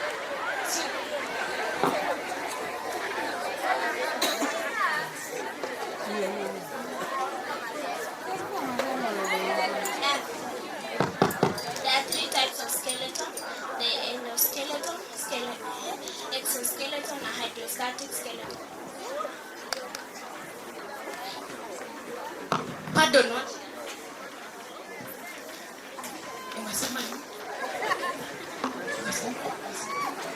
Skeleton. Bado baki hapo. Joy, rudia mara ya mwisho. Thank you so much. Forehead.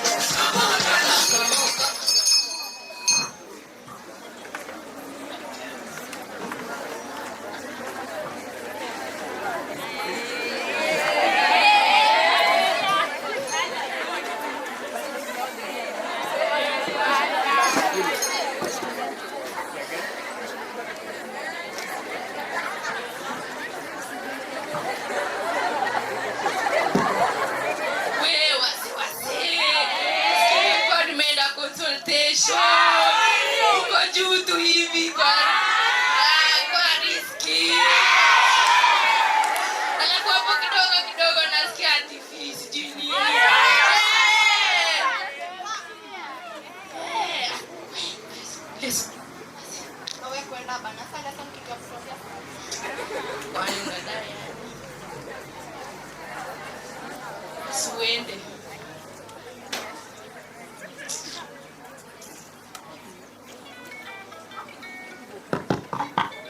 Good morning, class. Good morning, mistress. Good morning, class. Good morning, mistress. Hey, you wearing your home clothes? So, who can tell us what we learned in the other lesson? Yes? Wow, can you clap for her? Who can tell us the definition of genetics? Genetics is the study of heredity and variation. No. Yes? It is the study of inheritance and variation. Wow, clap for her. We also talked about heredity. Who can tell us its definition? Yes. It is the passing on of characteristics from parents to offspring. Yes, can you clap for her? We also said we had how many types of variation? Yes, 2. Can you clap for her? Which one and which one? Continuous variation. Discontinuous variation. Okay. No, I don't like your noise. Okay. I'm going to pick someone to tell us the examples of continuous variation. Who's going to do that?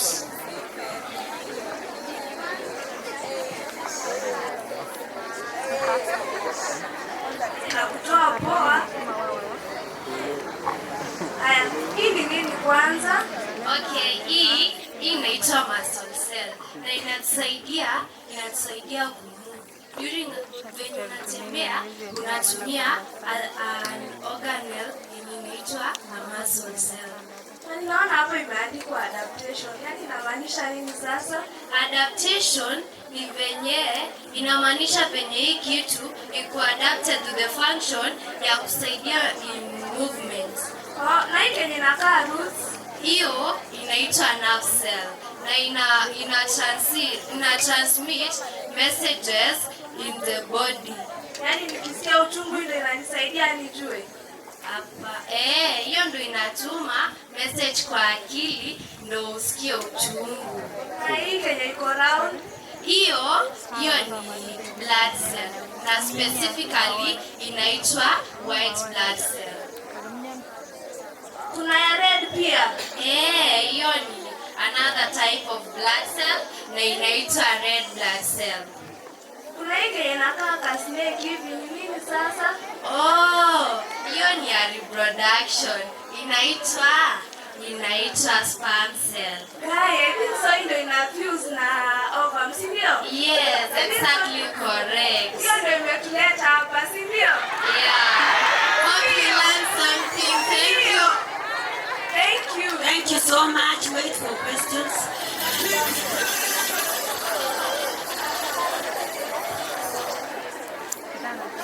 Thank you, Maxine. I can see from you have white blood cells there. My question is, name the organelle abundant in the white blood cell.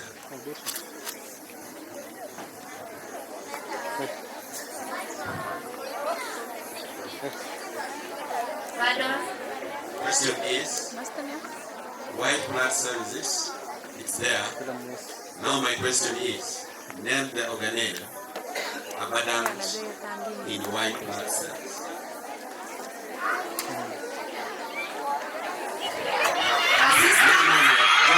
I'm asking them. Nucleus. Lysosome is correct. Thank you. Thank you so much. Thank you so much. Let me give more time. We are going to random questions. Okay.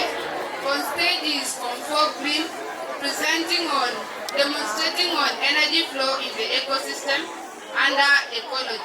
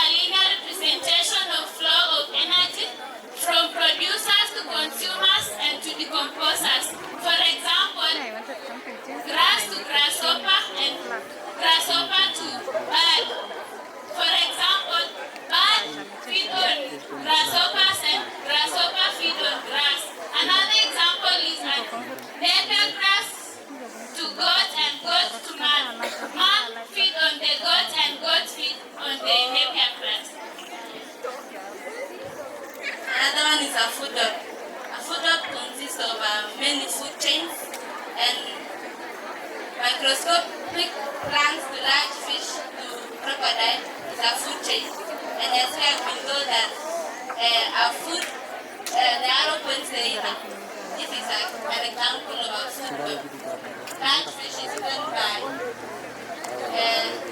the microscopic plant is eaten by the mosquito, then mosquito is eaten by the small fish eaten by the crocodiles. So, Thank you. Before you go, allow me to make a certain correction. From this, what you have, as you can see in the ecosystem, remember, the ecosystem consists of biotic and abiotic factors whose interaction leads to self-sustaining system. We don't have what we call primary consumers. Instead, we have the producers. So kindly make this correction. Are you getting me there? Yes, thank you so much. My question is, state two roles of producers in the ecosystem. They produce energy. They produce energy to the ecosystem.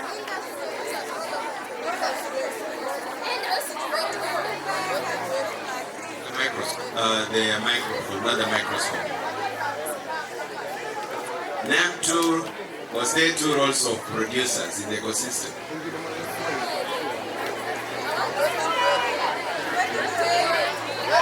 They produce energy that will be used by the consumers. A trial. Thank you so much.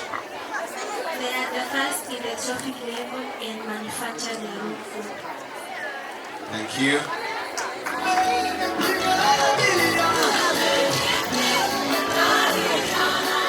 From foreign, they are going to present about albinism. This is a condition where the synthesis of the skin pigment, melanin, fails and is characterized by a light skin, white hair and pink eyes. In albinism, one of the genes designated by letter A is substituted by a recessive gene recycled by a gene A. Okay, we are going to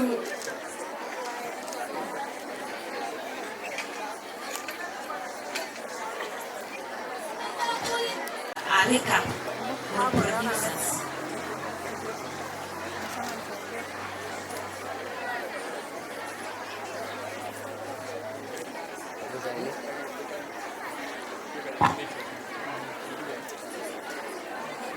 The roles of producers in ecosystem is to manufacture food to be used by themselves and to be used by other organisms in an ecosystem.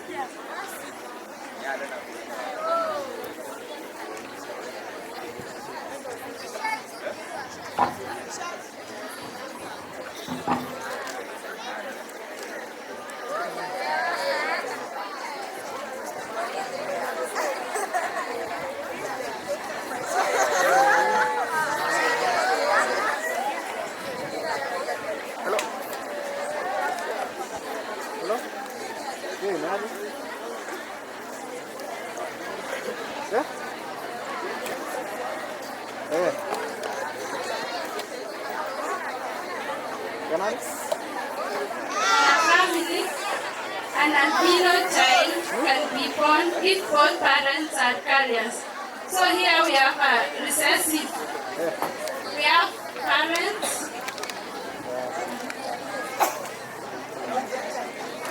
Here we have parents and a carrier.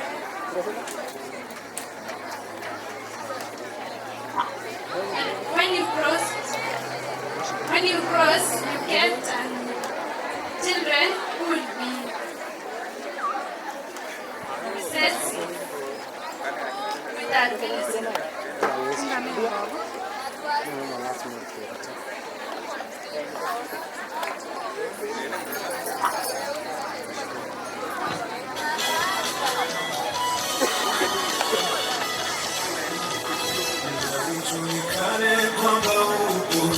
So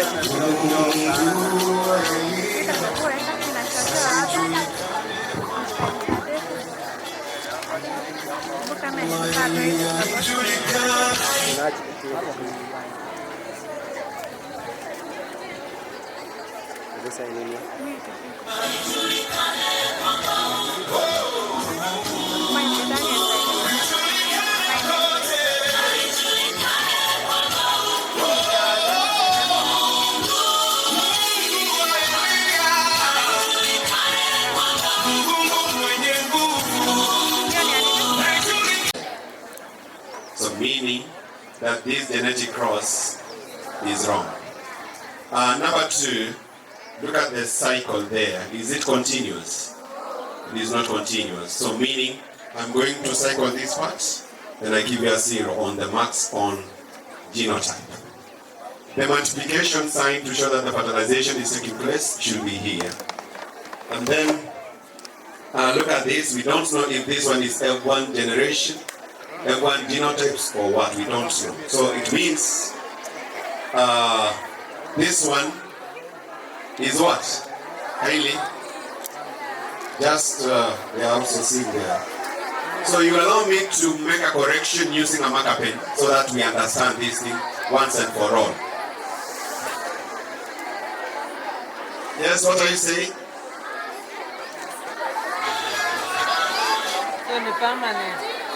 Yes.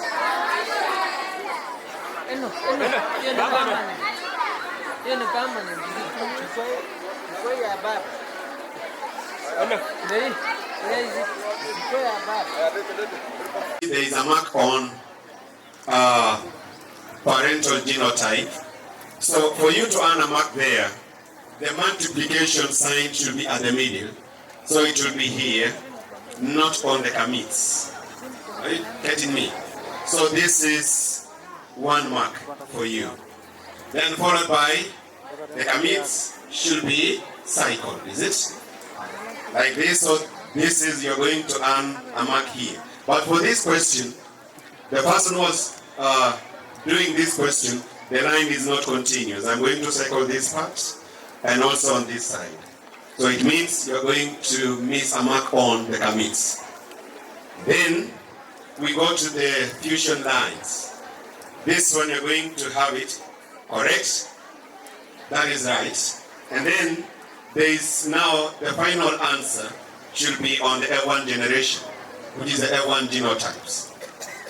But now for you to earn a mark here, you must tell us, is this normal? Is this normal? This is normal. This is normal but a carrier.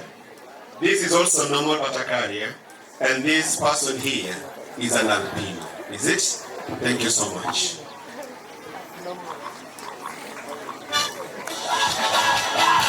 In front of you, student from Violet, and we would like to share with you. We would like to inform you about the external features of the fish, in bracket lab. As you can see, here we have the fish, and the fish has an eye, it's called here, is the eye. Also it has a nostril, and also this curve here is the operculum. My body, come here. As I have said, we have the external features of the fish. And as you can see, the fish has also an eye. This hole here is the eye. And this one here, the smallest hole here is the nostril. And this curve also here is the operculum. Are you able to see? Yes. Okay, right. And it also has the pectoral fin. It also has the pectoral fin. And it's also this, the far end here is the caudal fin.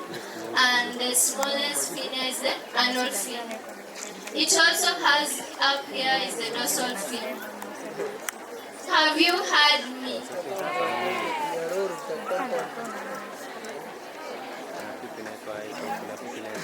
And as you can see, also the movement of the fish are being affected by this. The first one is yoi. Hope you are able to see how it goes. Madam Cyril, are you able to see it?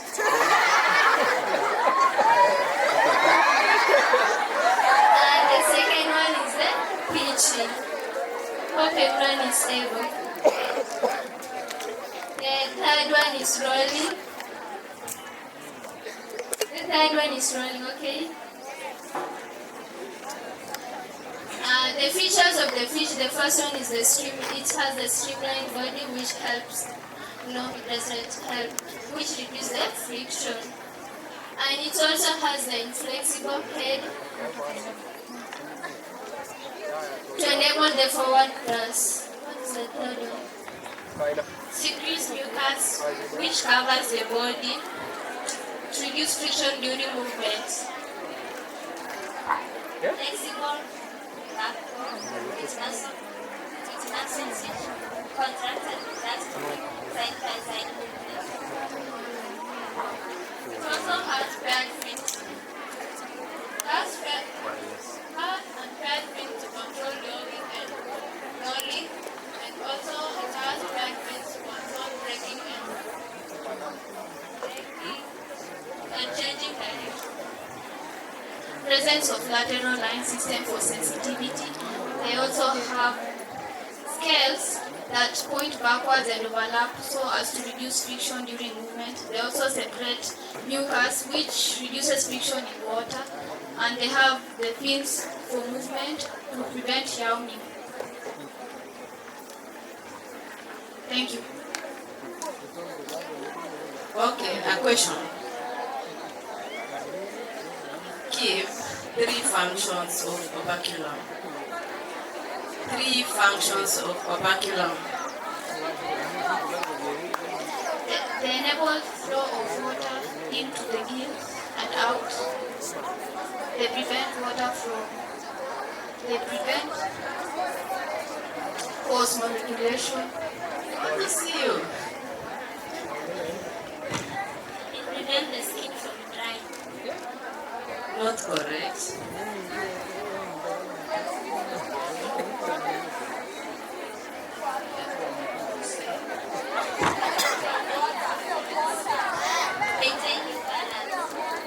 No.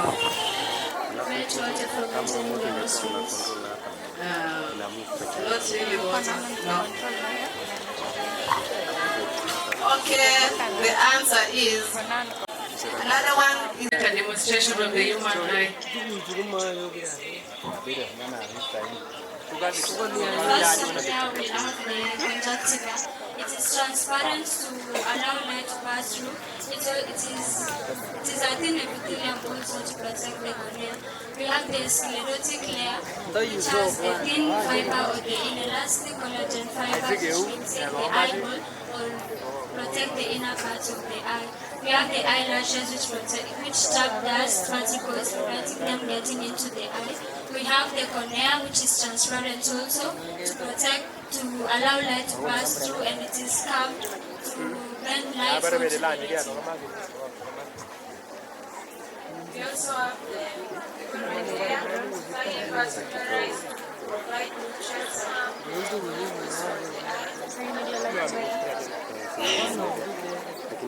Their centralis. It has numerous spots to enhance visibility and color. And the retina is the back of the eyeball. To the back of the eyeball, it also contains cones and it also contains cones for color vision, and it has photoreceptors. It also has the blind spot, contains no photoreceptors for the passage of blood vessels and for the exit of the optic nerve. It also has the optic nerve for passage. It also has the optic nerve that contains nerve cells to transmit impulse to the brain. It also has the lens that is convex to focus light into the retina. It is transparent to allow light to pass through.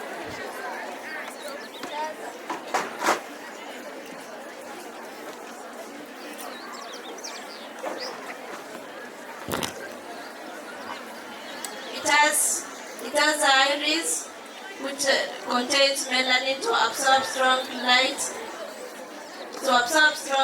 and prevent blood fusion. It has also the aqueous humor, which contains nutrients and oxygen,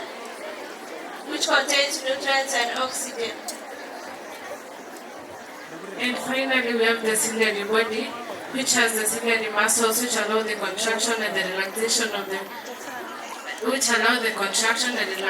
during the eye contraction, and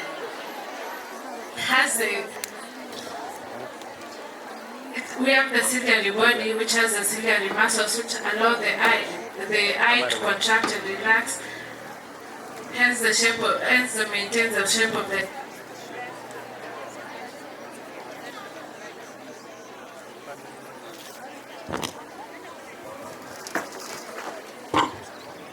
Thank you.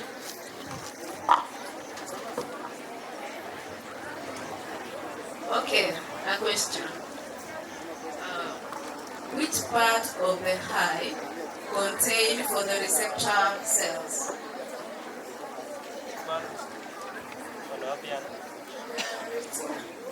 Correct.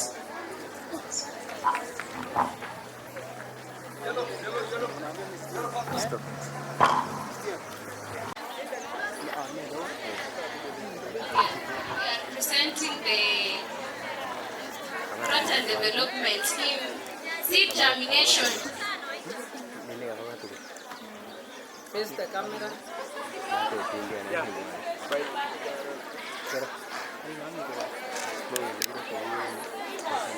Temperature 4, hormones 5, enzymes, yeah, those are the conditions necessary for germination, and they have their role for the process of for germination.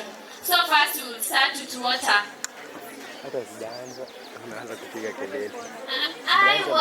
I am necessary for germination to take place, and I serve as a medium of transport of dissolved food substances. Is involved in germination, provides mediums for enzymes to act and break down stored food substance into soluble food.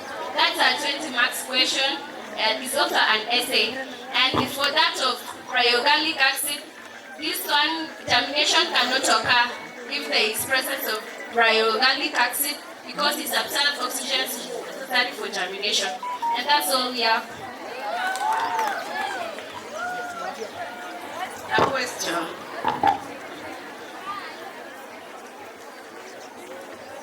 What is ethylation? What is ethylation in relation to germination? Ethylation is where germination occurs in dark, where a plant grow in dark place. Ethylation and germinates there, but it has that yellow color. Okay, good attempt. Anyone else?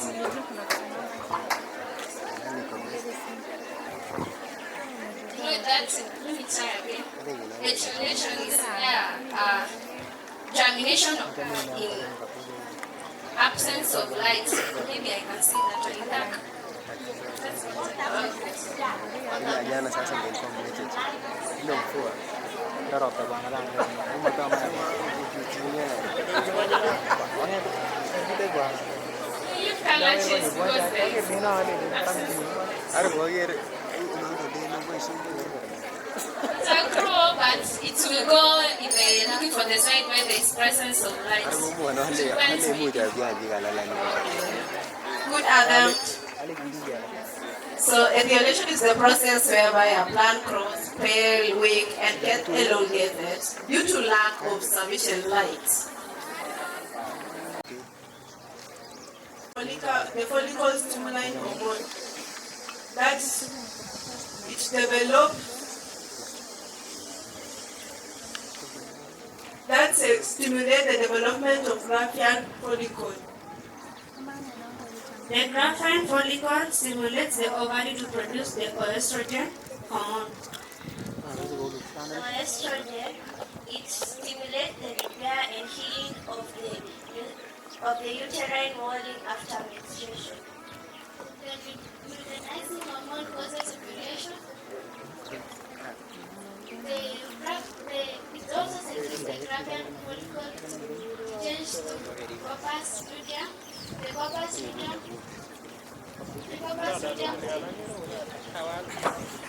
secretes progesterone hormone. Progesterone hormone stimulate the ligament of the endometrium wall in readiness for implantation.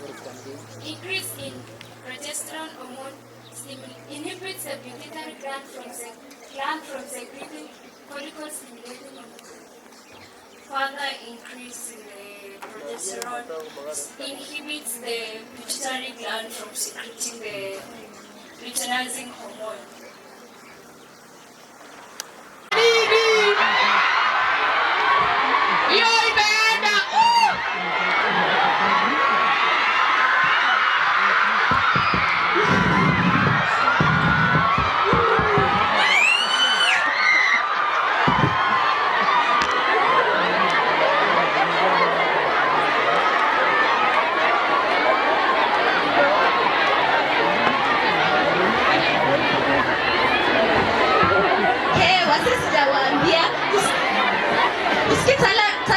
HIV and AIDS.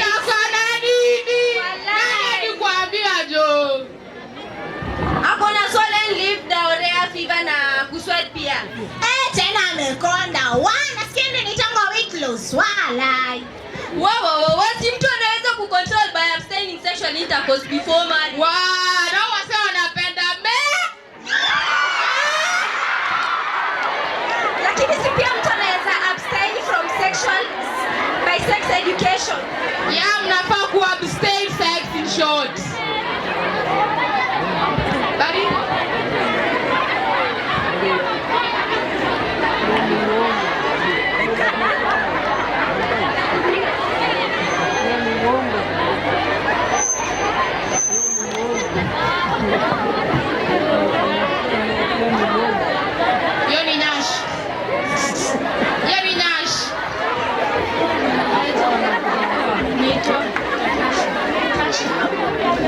Tapeleka restaurant.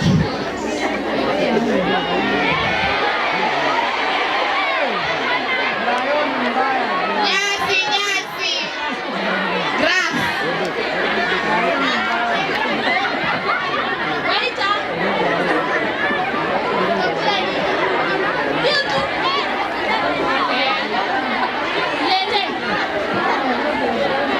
Wisha.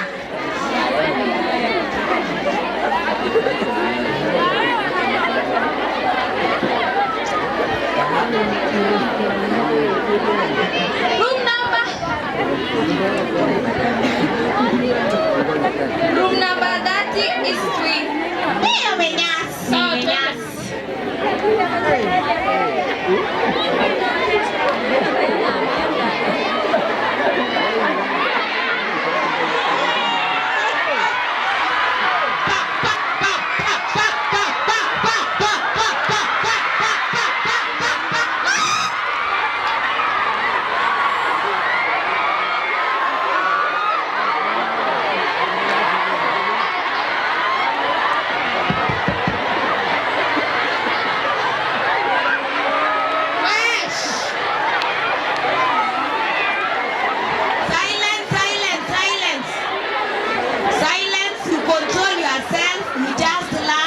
Wewe wasamki Sasha kona pale sosa hapa hivi. Hapa. Aliniambia kona headache, ana sweat, kona fever pia. Shida inaweza kuwa wapi? Ama ni huyo deno wao? Si deno ni Kevo. I think akona syphilis. What? Syphilis? What? That's a control aje sasa? Wow, you can use condoms, protection, yeah.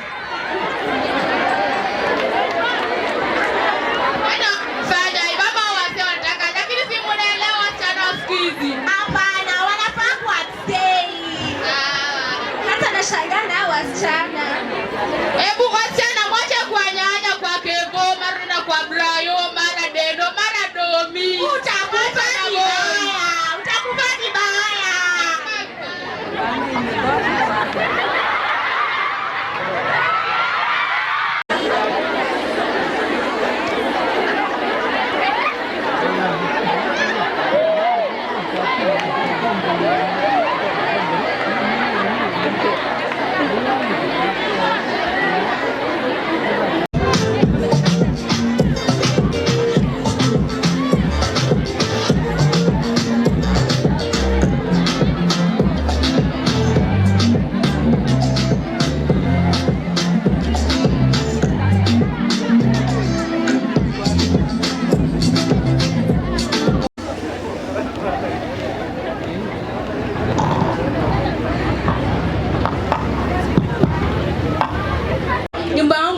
kikombe. Yaani Arsenali. Nyumba yangu imepewa kikombe. Arsenali. Weka chini. Aya, good morning class. Good morning class. Good morning, mistress. Oh, yesterday we learned about fertilization. Who can tell me what is fertilization? Yes, Perpetua. Fertilization. Fertilization is the fusion of male and female gametes. Pardon? It's the fusion of male and female gametes. Fertilization is the fusion between of the male and female gametes. It takes place when in the deposition of the sperms to the vagina during copulation. Correct? Yes. Who can give us an answer? Because it's only one sperm that fertilizes the ovum.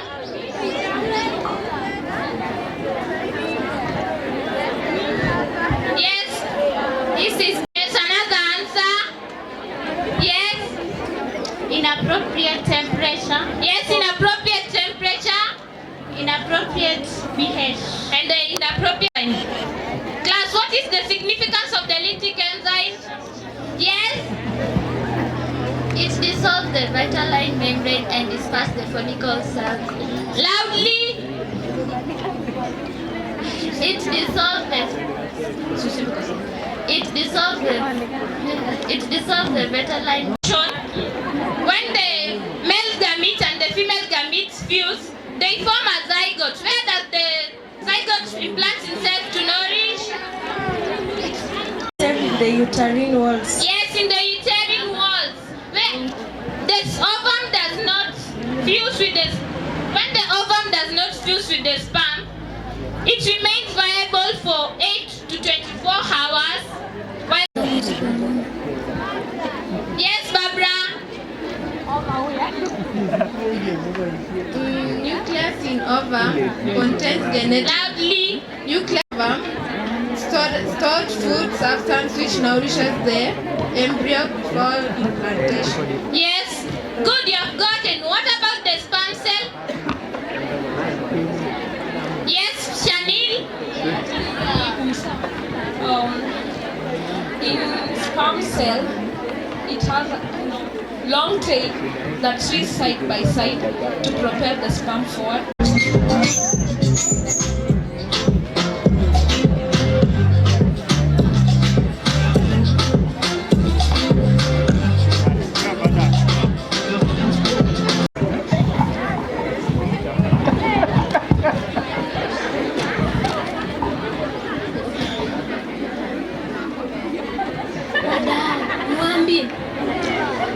Jana niliona dogi nyingi zikifuata dogi nyingine. Mchele hapo sasa. Kwenye dia kwa you at the back. At the back. I'll kill you. Okay. Good morning. Good morning. We'll meet after the lesson.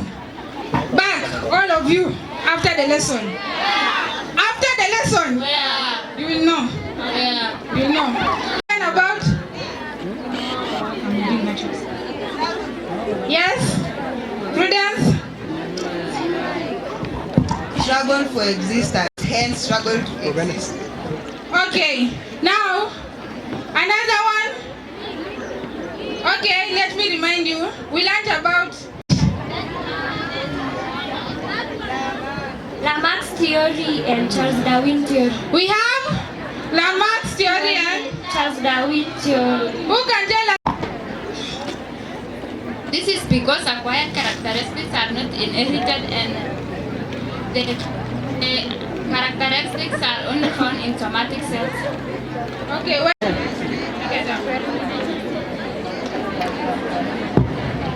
natural selection is a process through which nature selects those organisms which are well adapted and allows them to survive and rejects those which are.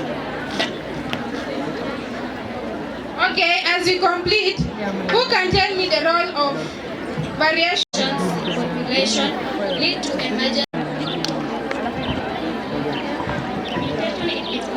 explain about variation in a species. We have the thing about the marks. I promised last lesson that I'll do it practically. Who can remind us?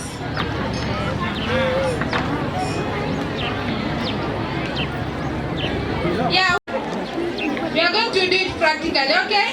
Yeah. I need students to come here, not all of you. Some few students.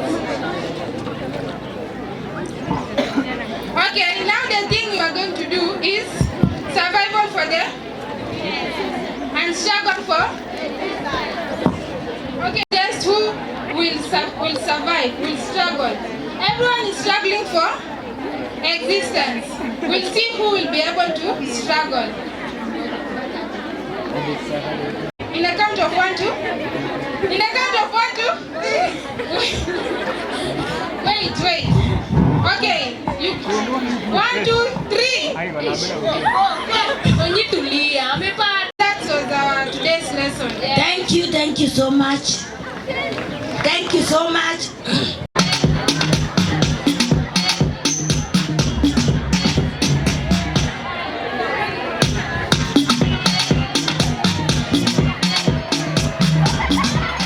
Oxy and Cody on a busy day. I'm oxygen, I'm fresh, I am needed. Everyone wants me, but remember one thing. No one can survive without oxygen. I am 21% of the you are important too. Blood love you. Speaking of which, Mr. Leaf, you ready for work? Mr. Leaf, my stomach.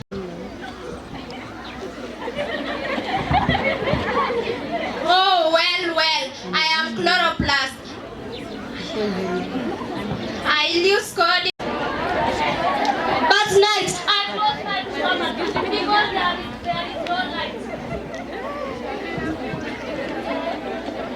At night, I close my stomach because there is no light. Fresh air in. Oxy comes in here. Welcome to my alveoli. 600 million air sacs. Ricky deliver. Stop next on mito. I am mito the mitochondria. Give me oxy and glucose. I'll make energy. Time to work. And out you go. Act 3. Stand and give out carbon peroxide.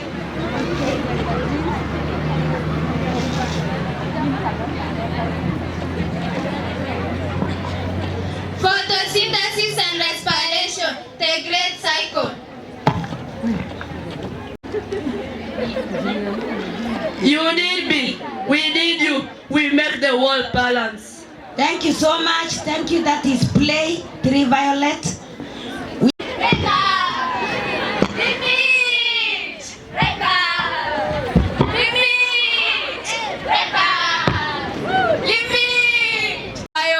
Presented by Limit Breakers Bio.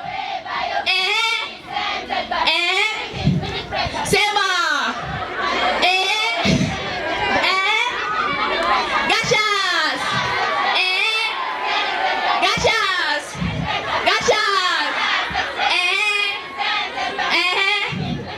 Bio. Oh, it's like I have a biology lesson now.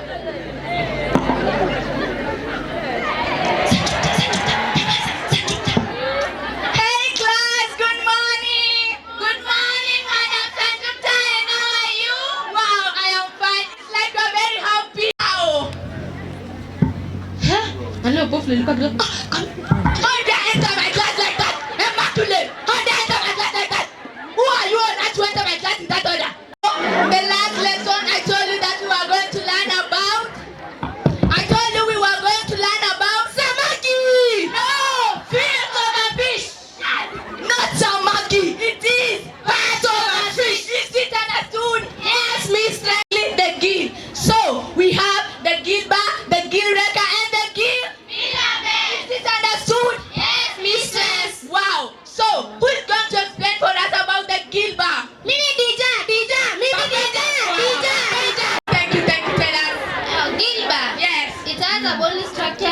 Yes. which are curved and long to increase the surface area for attachment of gill filaments and braided. Yes. So thank you very much. Who's going to tell us about the gill filament? Teacher,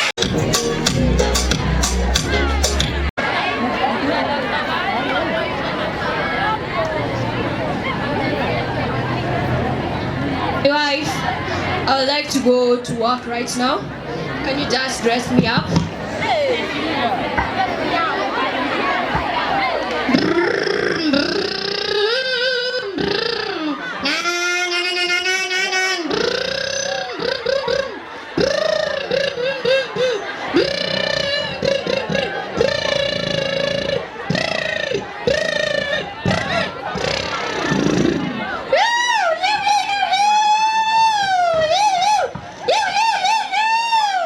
It's too hot here. Let me go home.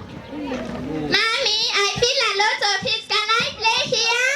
Okay, Mommy. Okay.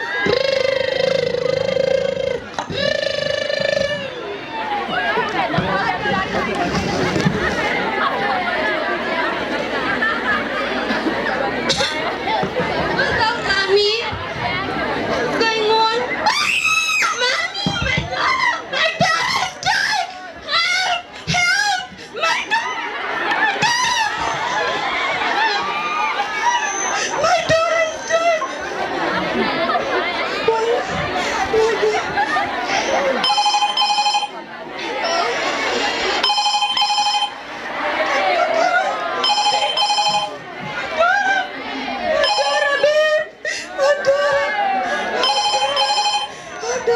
Hello. Hello, my wife.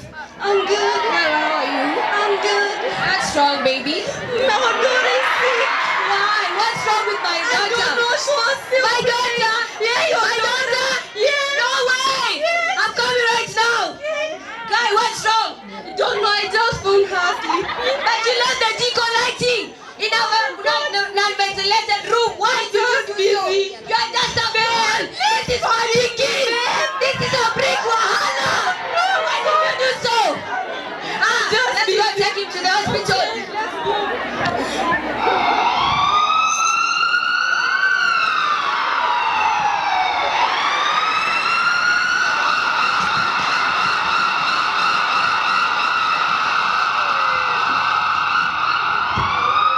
Leave me alone. No, leave me alone. This is my king. This is my king. Forgive me. She was our only daughter. Babe, forgive me. Hey, nice Jedida. We have an emergency. Come right now. Where on earth are you? Come right now. Just check on her. Check on her. Check on her. I don't know. Let's check to the ward.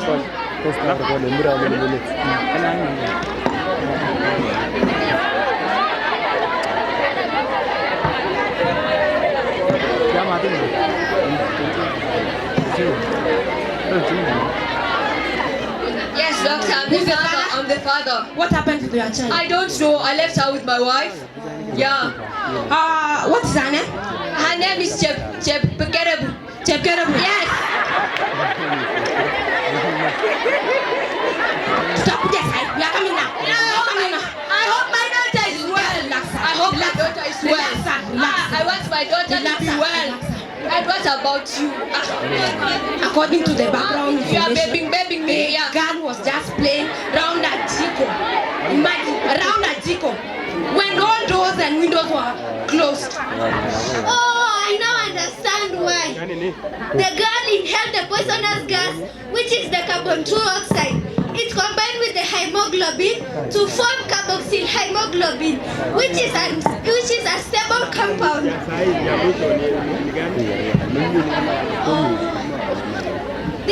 The carboxyl hemoglobin dissociates, easily dissociates, therefore reducing the ability of hemoglobin to carry oxygen. Do you understand? Check on the girl right away. This means that she suffocated because of insufficient oxygen. And also, remember this oxygen is also transported by the red blood cells from the lungs to the blood body. Then how is it possible, doctor?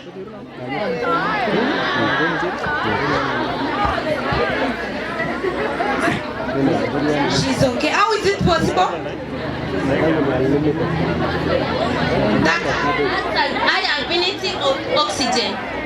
That means which carries oxygen to all body tissues. We have the parents of the victim. Hey parents!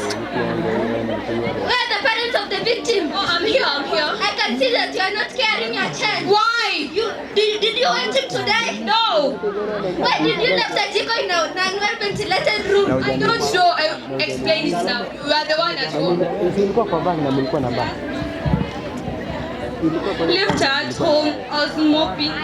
Then I found her lying on the floor. Why do you want to cry? It's your fault. She is my only daughter. Do you know that you can be in prison for that? Oh no, forgive me. I'm innocent. Now for these dramatic things. Is my daughter well? Yes, she's well. But I want to caution you. I have to go and see her. Wait first, let me caution you first. Be patient. You'll be kicked out of this hospital right away. You know who am I? You have to observe the environmental conditions that lead to formation of carboxyl hemoglobin in the body. You understand? You have the first environmental condition is burning of the jiko in a room where there is no sufficient air. Do you understand? Yes, can you observe those measures? Because you want to lose your child. Okay, thank you, doctor.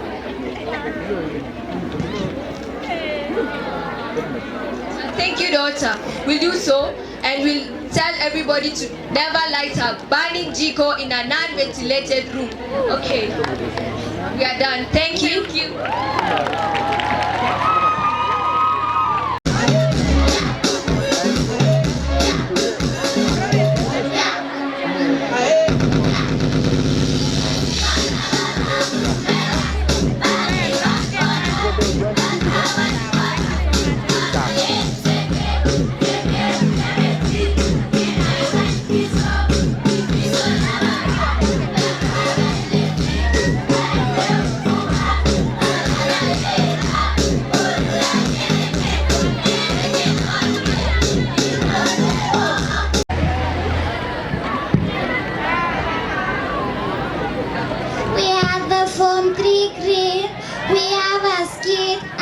Transport in plants. Thank you. Under transport in plants, we have the structure of a root. Under the structure of a root, we have the root cap, cortex, vascular bundle. Enjoy. Biology, biology, biology,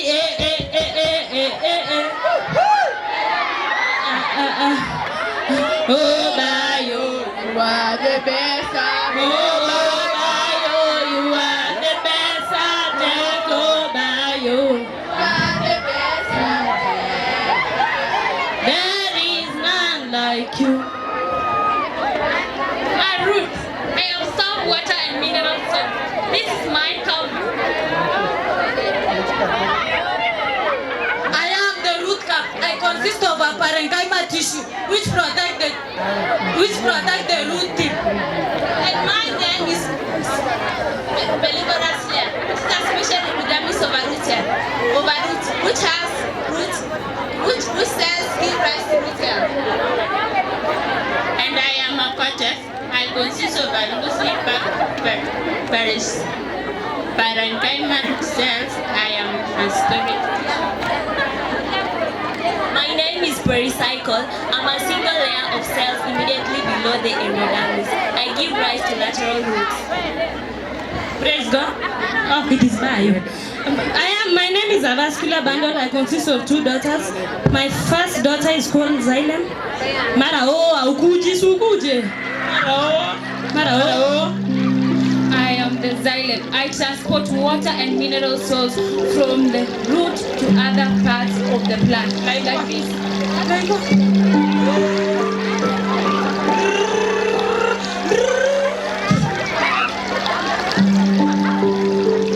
And I am another daughter called Floem. Here I am Floem, and I transport manufactured food substance from the leaf to the other parts of the plant. Like this.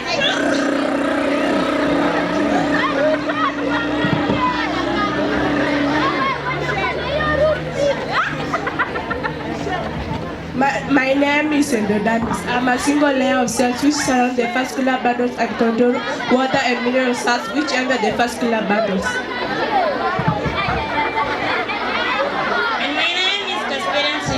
I have impetus deposits on the radical and cross. Hey!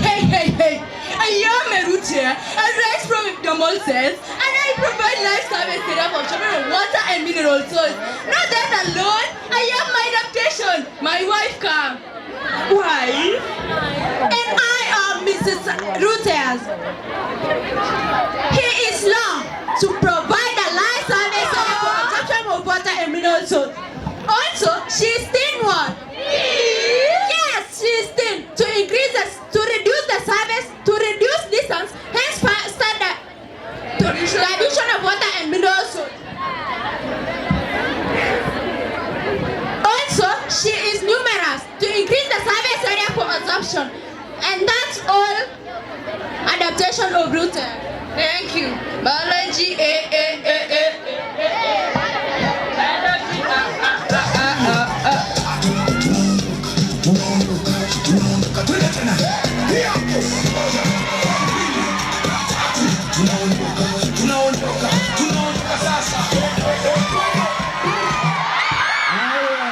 Very good.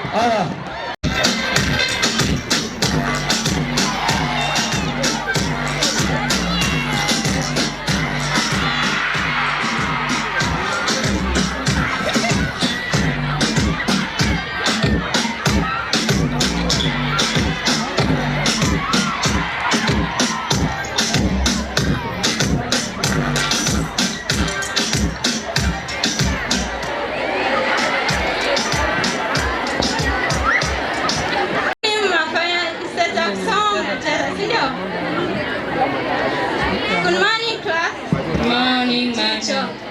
Good morning, class. Good morning, teacher.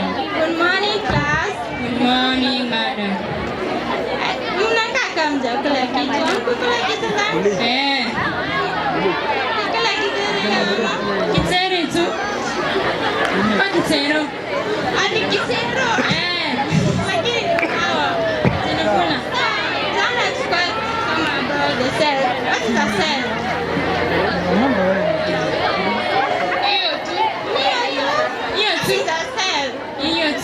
Somebody's raised their hand. It is the basic unit of structure and function in the body. Class for her. And we have two types of cells.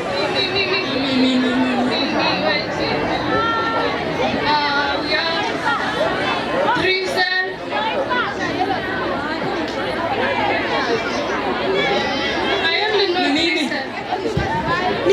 Mimi. Mason. Yes, that one. It's like you are joking in a class. Me. You can put your hands. Animal cell. Another one. Plant cell. Clap for them. Food cell as the animal cell, the organelles found in the animal cell. Yes. We have the endoplasmic reticulum. The first endoplasmic reticulum.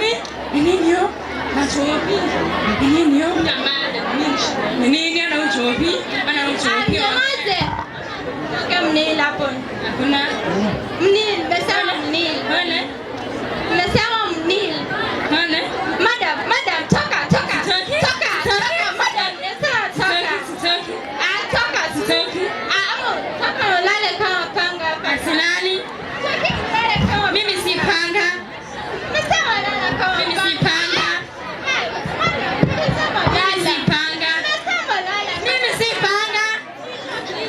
chini, nipate chini. Nimesema chini. Lea tuka wapanga. Nimesema panga. Wacha tu. Pata next time. We have the endoplasmic reticulum. We have two types of endoplasmic reticulum: smooth endoplasmic reticulum and the rough endoplasmic reticulum. The rough endoplasmic reticulum is the site for rough endoplasmic reticulum. We have two types of endoplasmic reticulum: smooth and rough endoplasmic reticulum. Smooth endoplasmic reticulum, it is the site for synthesis and transport of lipids. Rough endoplasmic reticulum, site for ribosome formation, and it is the site for transport of. Clap for her. Another one. We also have mitochondrion. Mitochondrion, it is sausage shaped, and they have respiratory reactions. So they have respiratory reaction that is energy. Wasi mnasoma na wengine analala, mwingine analala wasi. When I'm seeing someone, my stomach bana, amuka, maisha ni kokoto huko nje. Maisha ni kokoto huko nje.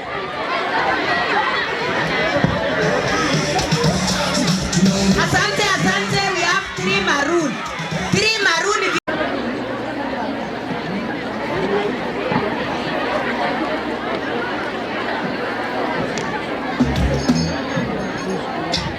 In front of you is foil with a skit. I am a scientist. I work in a lab. In my lab, we're discussing and developing research about metamorphosis. So metamorphosis is the development changes that take place in an organism until the adult stage is attained. Now we are going to start with the development changes that occurs.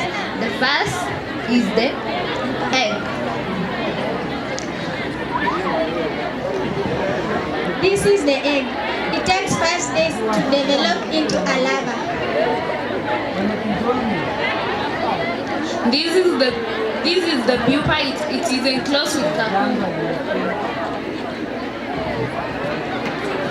This is the housefly that's developed from the egg to the larva to the pupa. Thank you, Maria.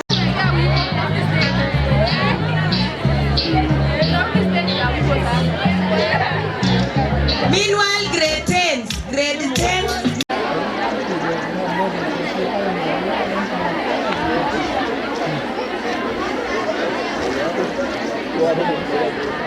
So today we are going to see on the skin, and we have the definition of the skin.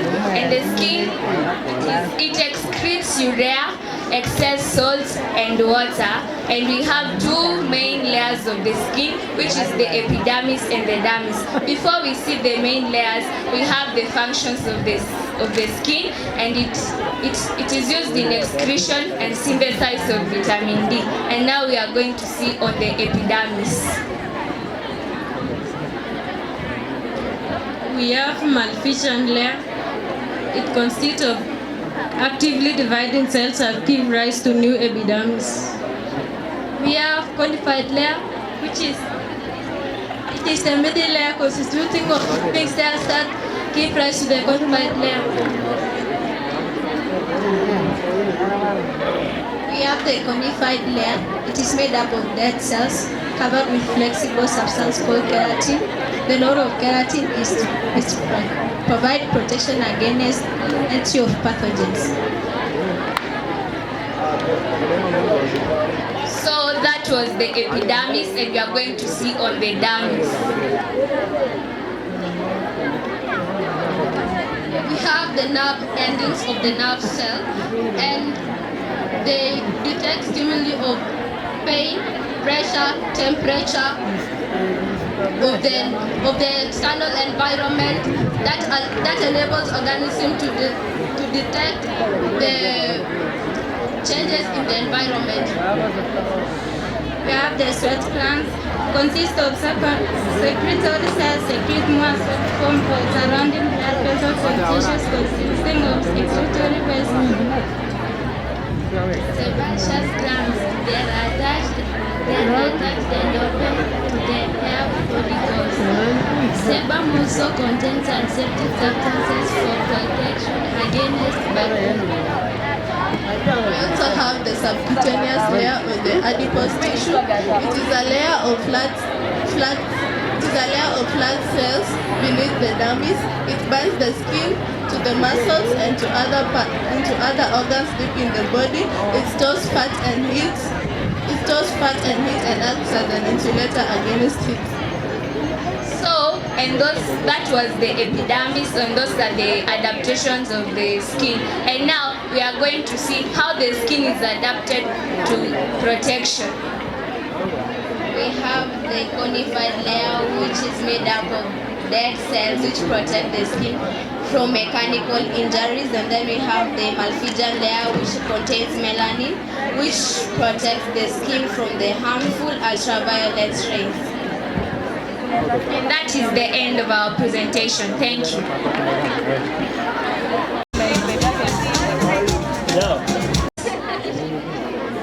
Do you remember what we learned in our previous lesson? I remember I taught you about the classification too. And I told you that classification is the orderly arrangement of organisms into groups based on their similarities. I also taught you about the types of classification, and one of them is the kingdom. And I also taught you that we have the 5 kingdoms. I want one of you to tell us about the 5 kingdoms. Anybody, class? Yes, Joanne?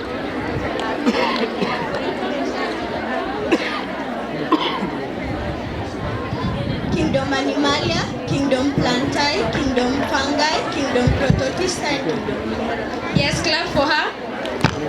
I also taught you about the kingdoms. I taught you about the examples and also their characteristics. So let us begin with the kingdom Protoctista.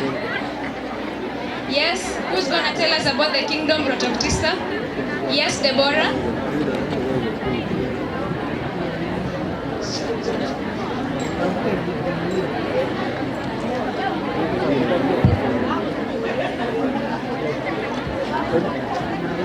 Kingdom Protoctista consists of protozoa and algae, and their general characteristics are they reproduce sexually, they are heterotrophic, and they are either multicellular or cellular, and the last one is that they are eukaryotes. Yes, clap for her. Also, we have the kingdom Monera. I want one of you class to tell us about the examples of the kingdom Monera and also their general characteristics. The examples of the kingdom Monera are the blue-green algae and bacteria. We have the general characteristics. They are unicellular, they are microscopic, and they are mobile. Yes, clap for her.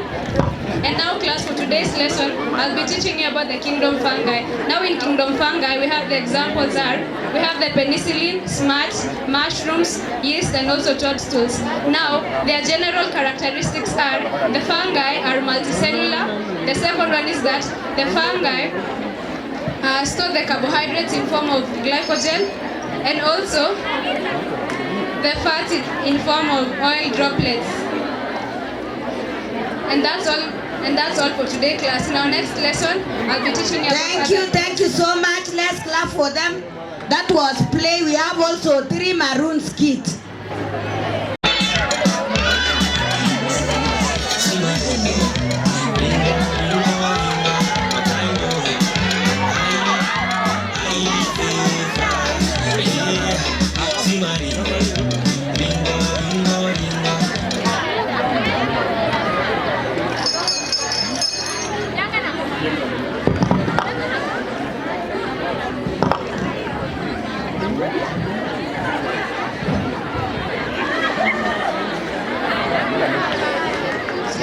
Kazi tu ni kulala class. Tokelezea. Jikute chini.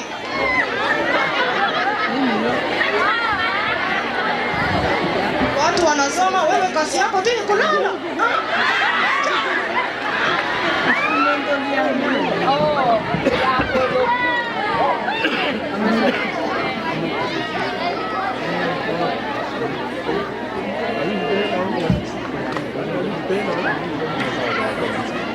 Evening class.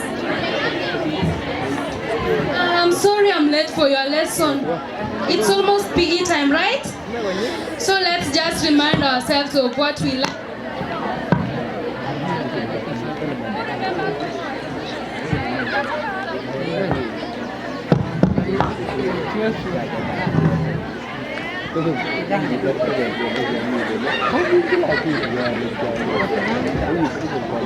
Who remembers chenye tulijifunza last?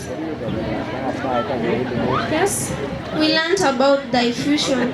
What is diffusion? We say that diffusion is the movement of molecules from a region of high concentration to a region of low concentration. Oh, what are the factors that affect the rate of diffusion? Factors affecting the rate of diffusion is concentration of gradient. You say concentration gradient. Yes? Thickness of the molecules, of the tissues. Yes? Surface. Yes? Temperature. Very good. The size of the molecule. Very good. Now, what do you want to say? What do you want to say? Okay, very good. Now, who can remember the roles of diffusion?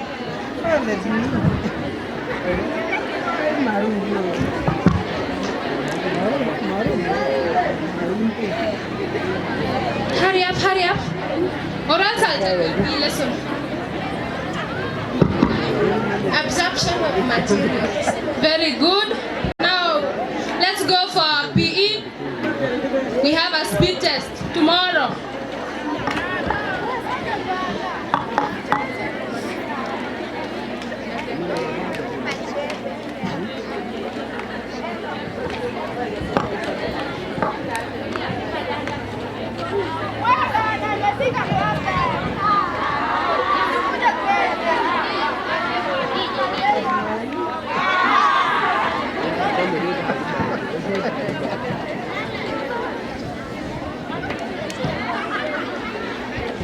Okay, class, we are back from our PE. Now it's time to go home. Go home na mwarakishe mwenda nyumbani, kesho msichelewe. We have a speed test. Okay? Now may the grace.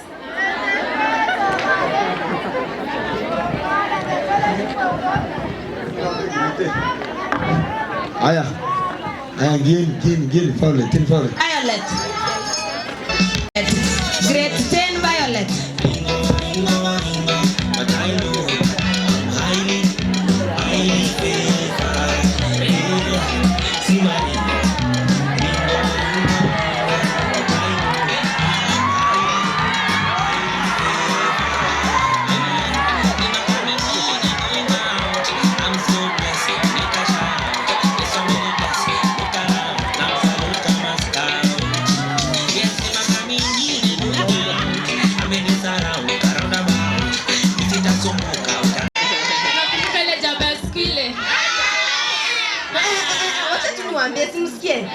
Imagine jana nilikuwa natoka shule nikapatana na mzee hapo.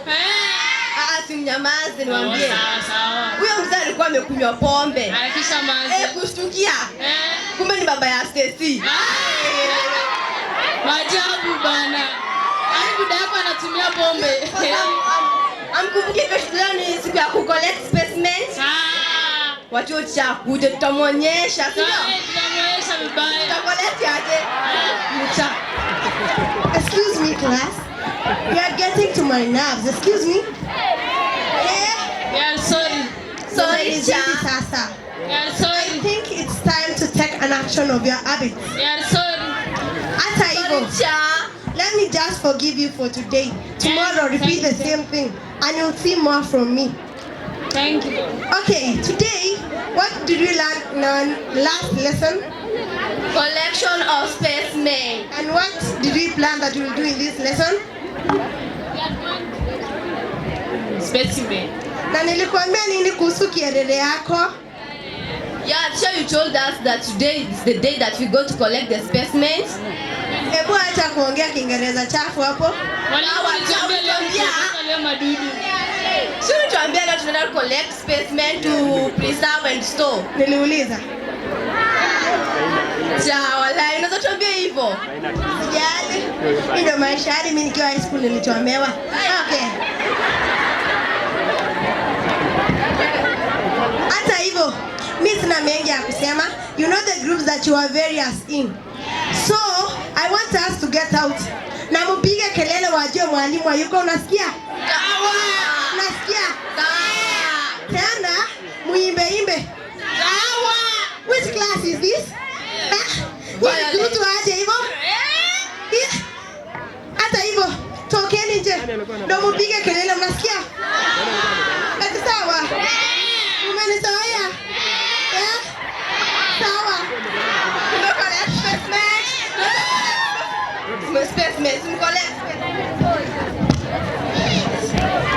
Na mukae serious. Hii exam inaenda kwa neck.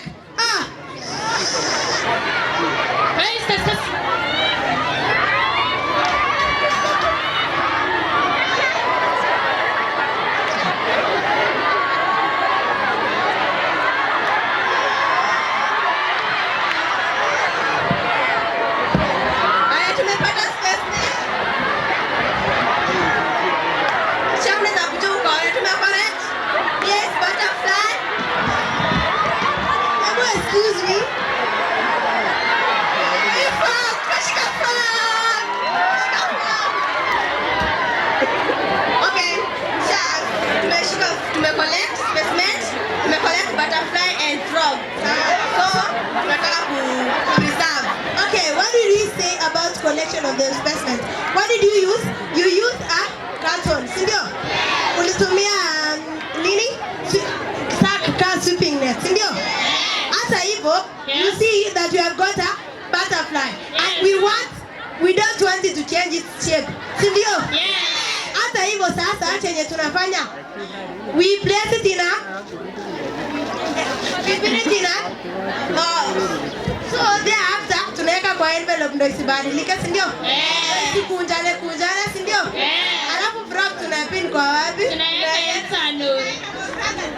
Yes, what is preservatives? Ebu ongeeni, hii ukurutu sipendi.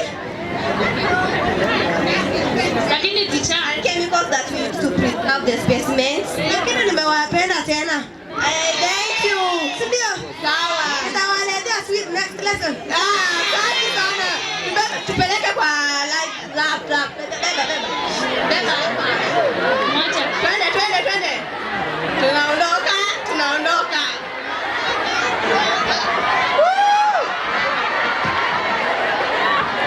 That was the end of our play.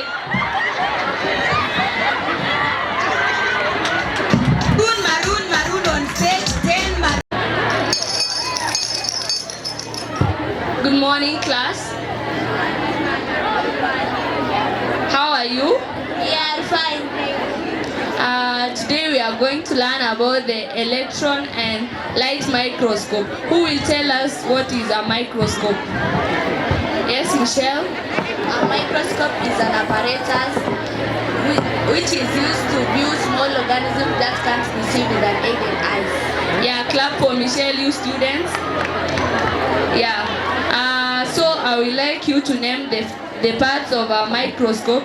Which microscope is this? Light microscope. So what is this? Base.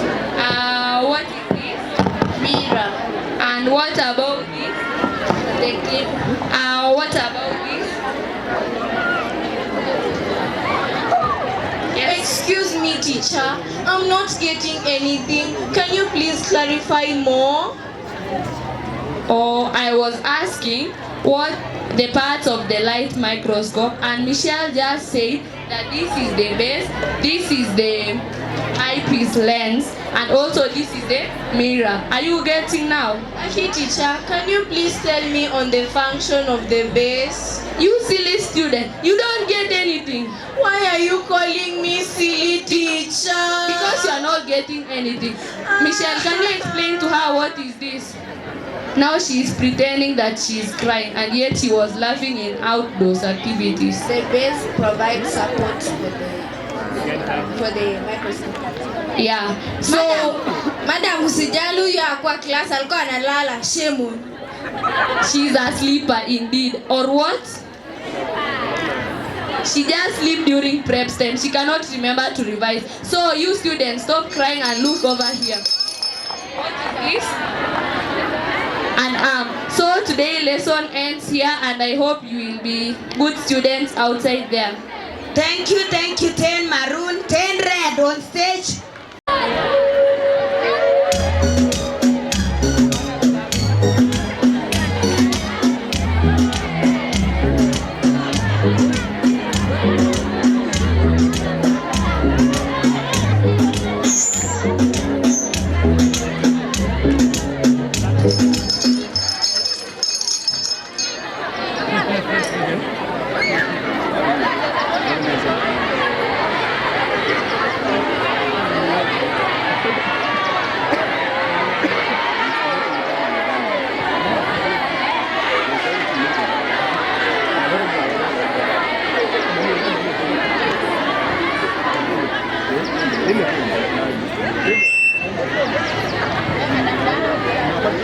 On stage, and grade 10 red is ready to present you with a script entitled Introduction to Biology.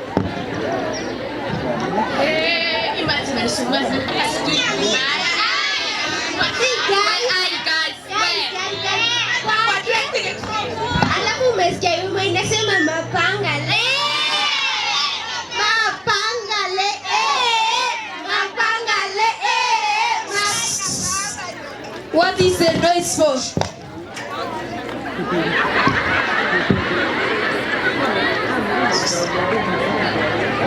Hey, what kind of book is that? Oh, this is biology. Oh, biology. Yes, it's biology. Biology? No, it's not biology. It is biology.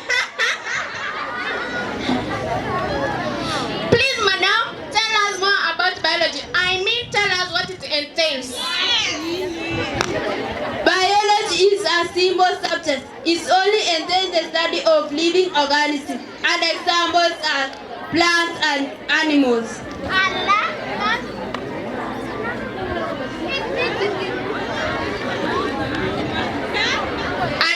plants and animals, does it include us? You mean it? And how was it derived?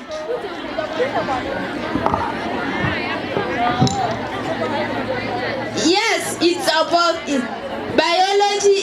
Biology entails the study of living organisms.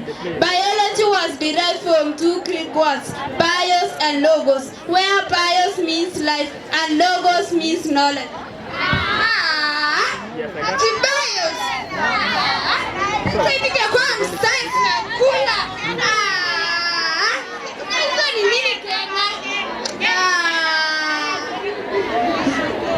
No, biology is a simple subject. It only entails the study of living organisms.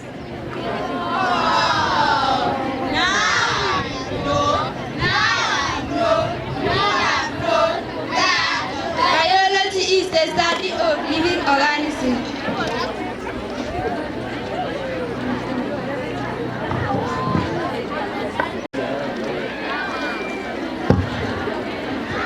Good morning, class. Good morning, Madam Asha, and how are you? I'm fine, thank you.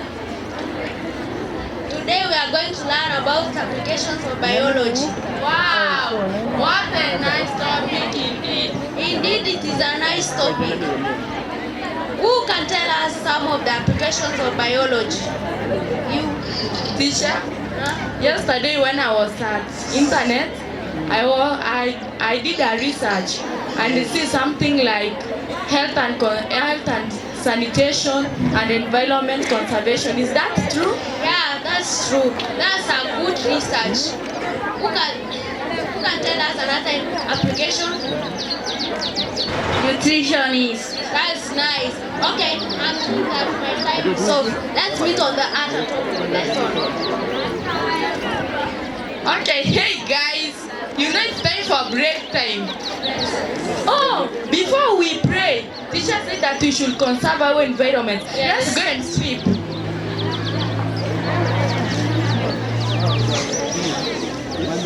Fanya haraka.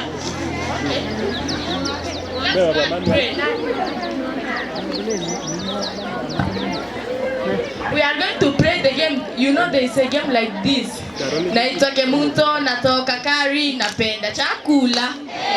Naitoke munto natoka kari napenda chakula. Ya kwanza ugali. Ya pili ni skuma. Ya tatu ni tere. Na waachia Sheila. No! I don't know that game is boring. Gari ya moshi inaenda wapi na mzigo? Oh my God! Baby soup! Baby soup! Baby soup! Pizza! Baby soup! Pizza! Do something else. We are praying and then a cheetah kicked the baby soup. She's bleeding. Nilisema wazee wa kwangu walumu. Baby soup! Baby soup! Hello nurse! Hello nurse! There is an emergency in our school, please. Fire!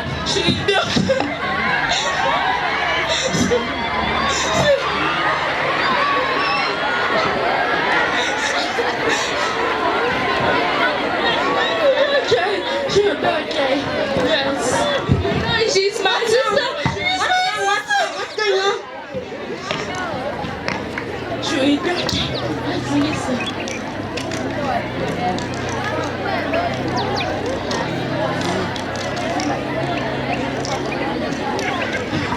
What's wrong? Excuse me, nurse. Which food are we going to give her so that she can feel well? She needs a balanced diet.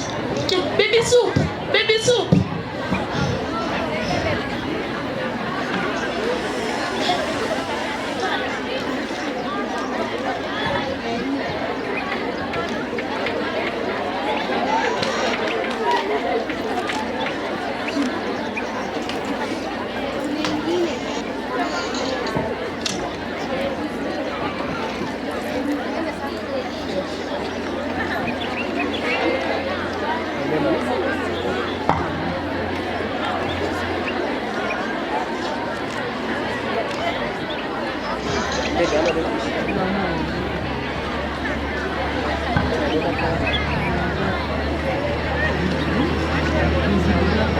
Just, her temperature is very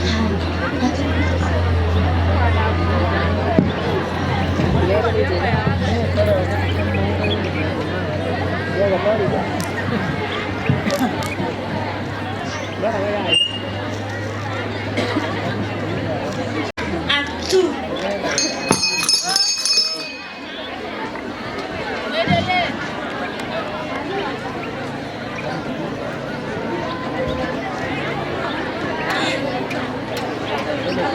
Do you know what?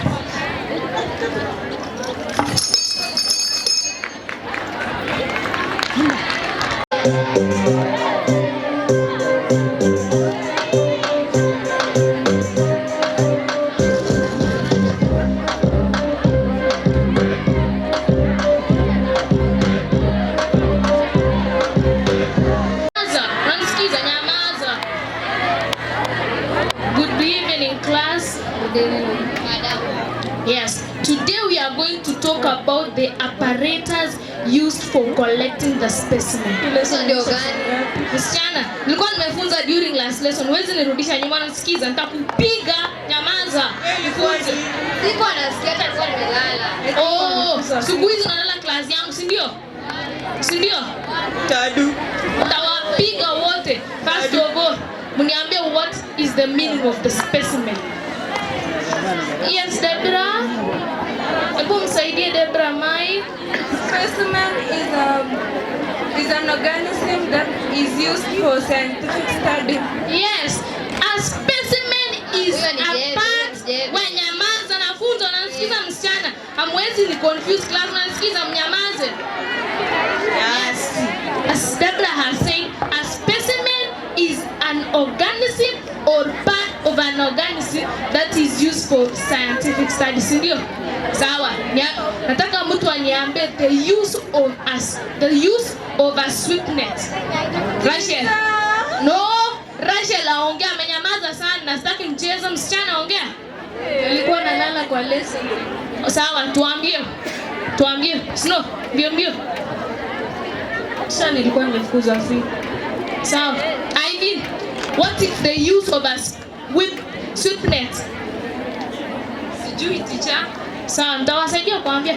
Sweetnet inatumiwa, it is used to collect flying insects. For example, a butterfly. Na siku nyingine nikifunza class kuja kujirudia tena. Unasikia wasichana? Nitawapiga. Mwalimu anarudia. Wewe nyamaza, unanisikiza? Nyamaza, unanisikiza? Nyamaza. Teacher amesema unalipwa. Unalipwa kupiga, nyamaza. Unalipa school fees. Hata mimi nalipwa nikuje niwafunze, si mkuje mniwestie time. Unanisikiza? Hello. And that is our Thank you so much. Thank you, Papo. Enjoy kusoma bayo.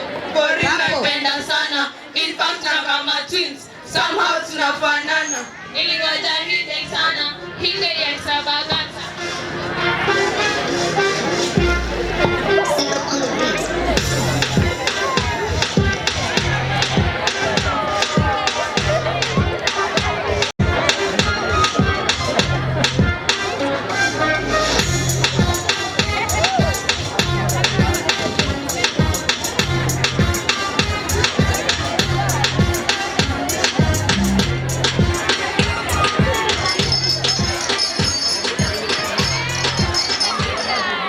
Let's go on to the play direct.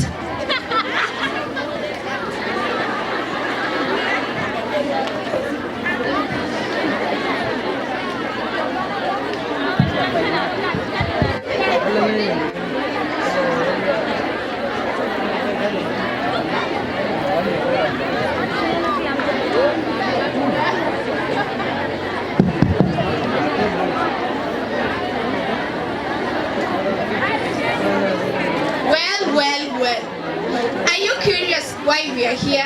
I know you are. We are the Grand 10 Sapphires, ready to present the cell structure.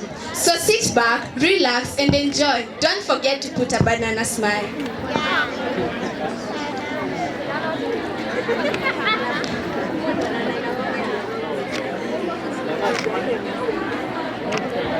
We are the cell structures. I am the cell membrane, and if you like it, you can call me the plasma membrane. I contain the pore, the phospholipid layer, and also the protein molecule. I am flexible and has a double layer of phospholipids embedded with proteins. My function is to enclose all the contents of the cell. I also regulate the movement of materials in and out of the cell.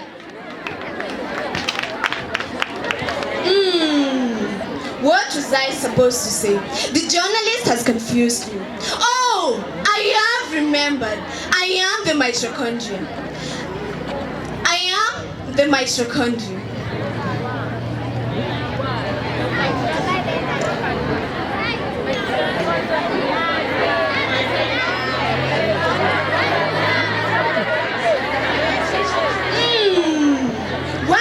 Forgetting? Why am I forgetting? I have remembered. I have two membranes, the inner and the outer membrane, also enclosing a fluid known as the matrix. Don't forget, I am sausage-shaped. My function is to help site for respiration.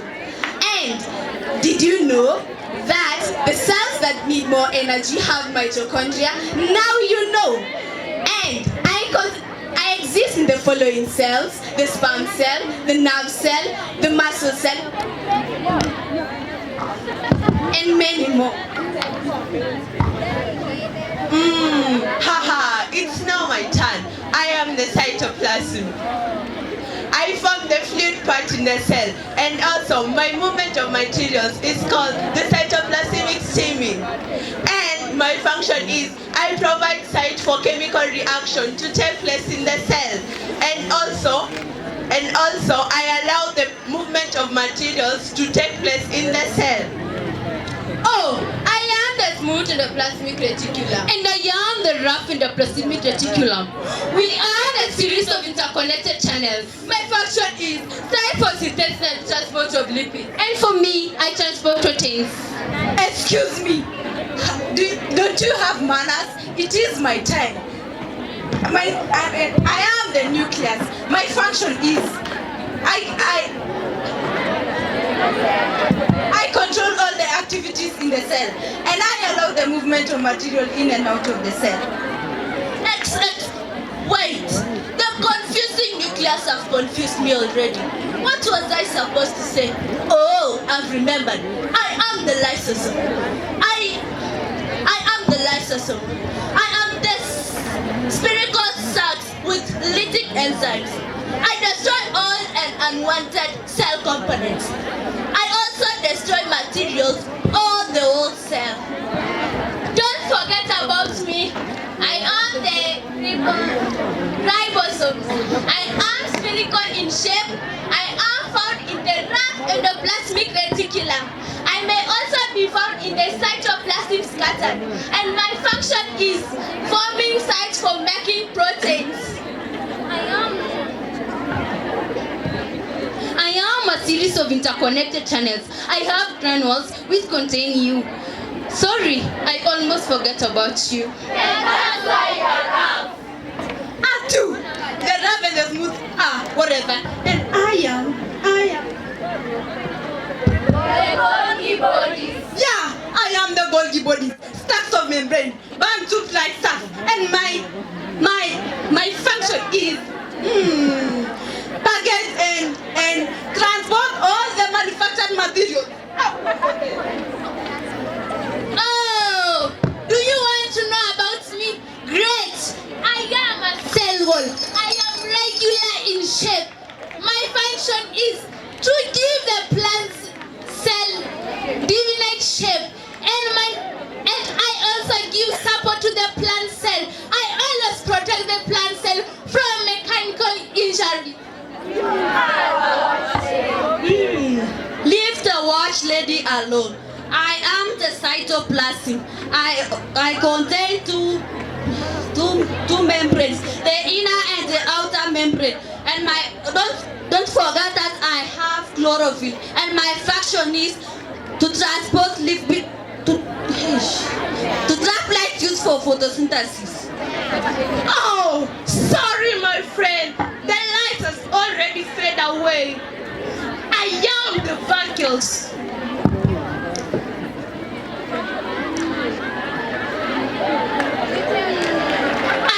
The vacuoles. My function is I bring about osmotic properties of the cell in single cell organisms. I have a food vacuum used for storing and digesting food. As contractile vacuole excretes excess water and mineral salts. What do these structures like forgetting about me? We are sorry. Oh, I am the centrals. I am rounded in shape, and I am found near the nuclear membrane. My function is I take part in cell division.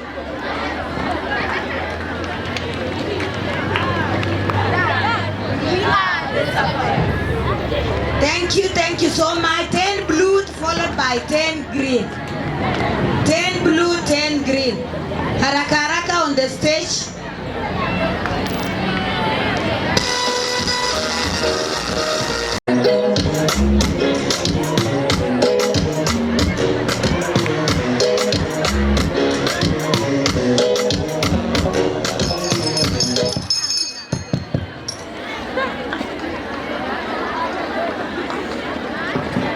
On stage is grade 10 ready to present an act on cell organization. Please be with us.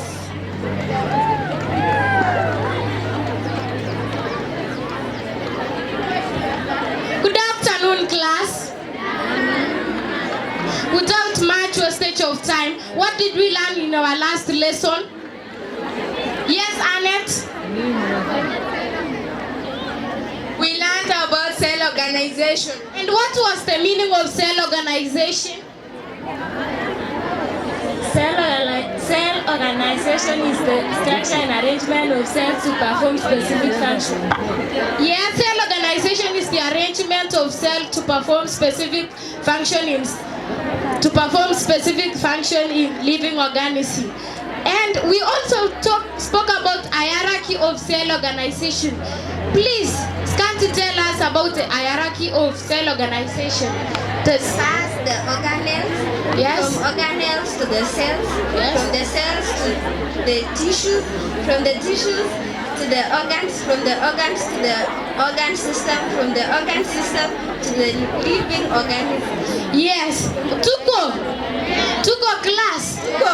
As I was saying, I don't want people who waste their time. Munasikia? I want people who are serious with their work. Munasikia? Yes, and we also, yesterday we mentioned about organelles and their examples. What was the meaning of organelles? Organelles are structures that are found within a cell. Yes, they are simply the structures found within a cell. Examples of organelles in plants and animals. Brenda, tell us about cells and their types. So cell is a basic unit of life, and types of these cells are unicellular and multicellular. An example in unicellular? Unicellular, for example of unicellular is bacteria and fungi. We also spoke about tissues. What was the meaning of tissues? Tissues.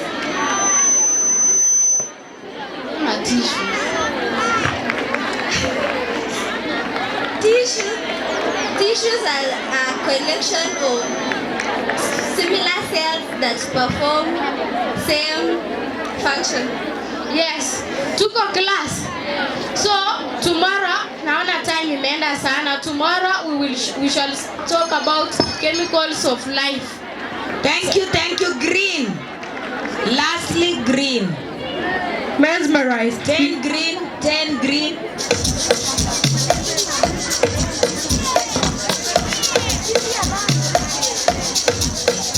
On the beat. Mungu Baba, mimi hapa nimekuja na baba.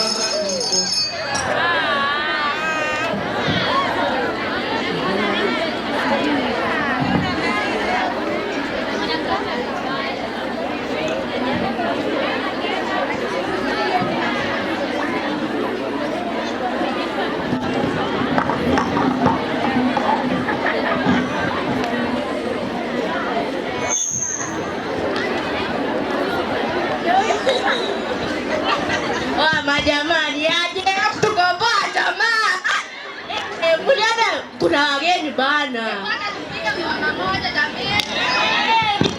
Hey, silence. Good morning, class. Good morning once again.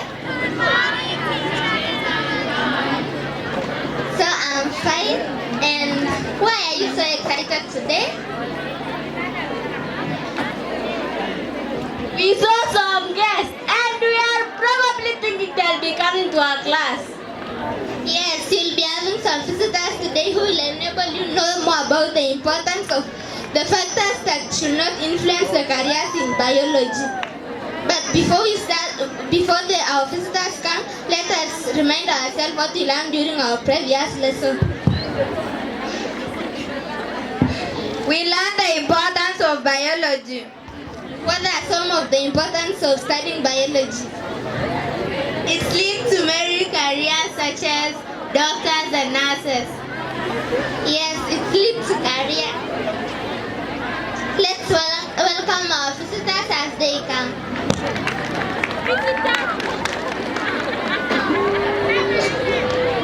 You are welcome.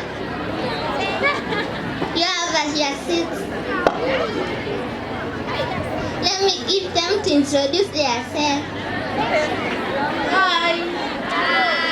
I'm Dr. Liz. Hello. I'm Dr. Kamau. Hi. Hi. I'm Bamasi. Beauty. Hi. Hi. I'm Teacher Akini. Have you heard their names? Can you give me one of their names? If you are attentive. Dr. Liz. Yes. One of them is Dr. Liz. Let me give them to tell you more about the factors. So class, let's start our strand. What do you understand by the term biology? Yeah. Biology is the study of living things. That's correct. Let's go directly to the point why I'm here. Name some factors affecting the career. Yes? We have disability, culture, stereotype, environment. That's correct. Clap for her.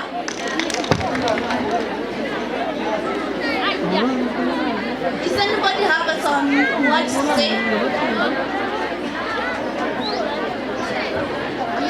My friend wanted to pursue a career in medicine, so she told me when she shared her experience with other people, they discourage her that careers in medicine should only be pursued by people without disability. So we should not let such factors to determine our career choices, rather than our academic strength and ability should be the one determining our career choices. We are done.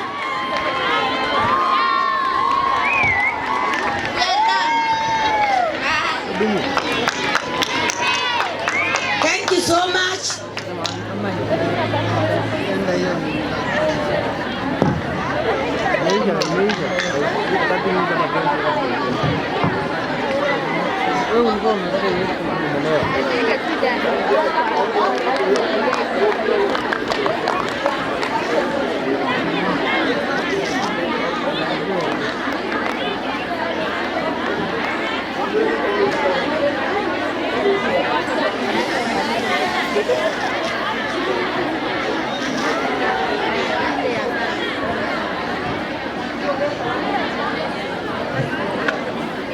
Okay, songs category 1 minute. I don't know if it is possible to sing for 1 minute.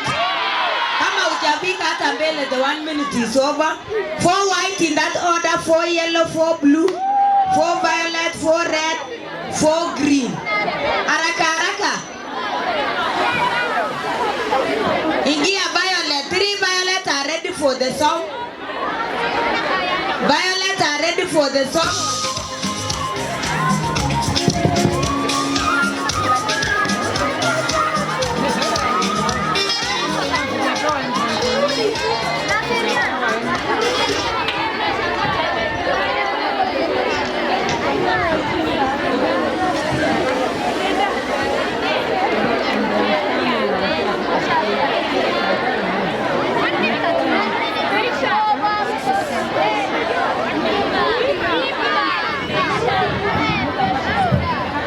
Haya, kuja hapa mbio.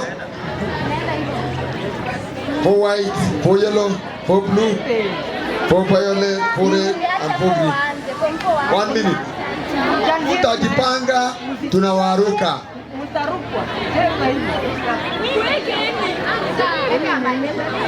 Haya.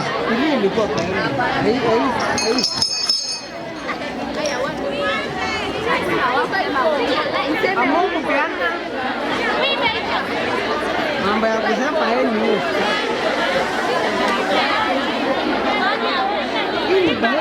Haya, violet kama they are not ready, let me call another class.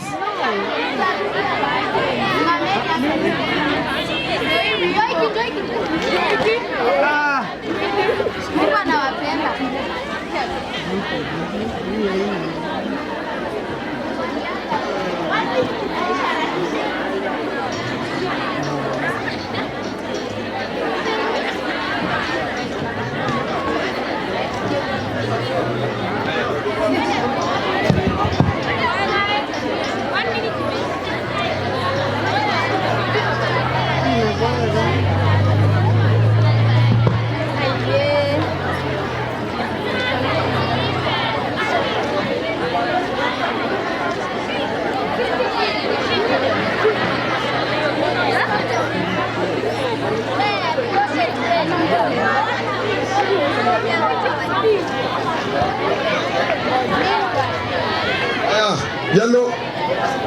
waendelee kaa kando kidogo.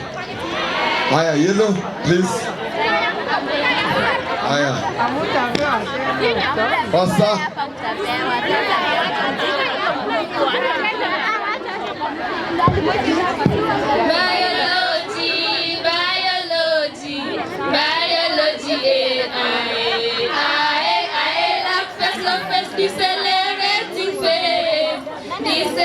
White. These are the parts of a sigmoid curve. Parts of a sigmoid curve. Thank you.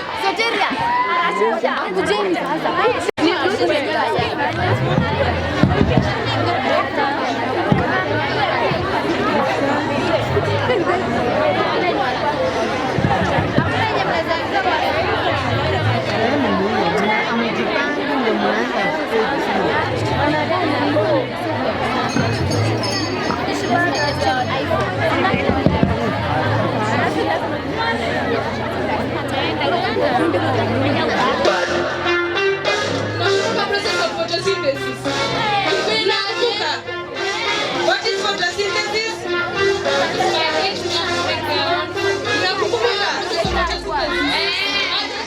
Plants make food in a good way. Inaitwa nini? Photosynthesis. The requirements are carbon dioxide, sunlight and water. Produce glucose, which is then oxygen, which is released as a byproduct. Let me see to correctly. Plants make food in a good way. Water is absorbed through the roots. Sunlight is absorbed by what? Chlorophyll. Inazaliwa wapi? In the leaves.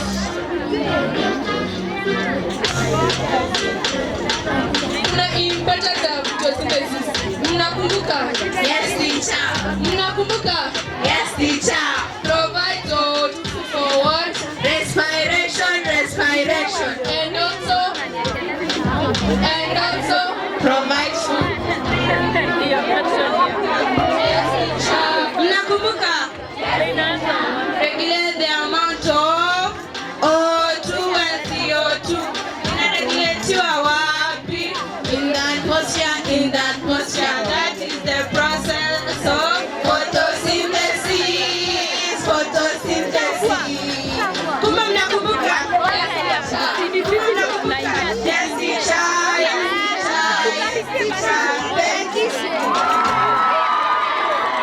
Ilibidi Madam Jema ni post nikapenda.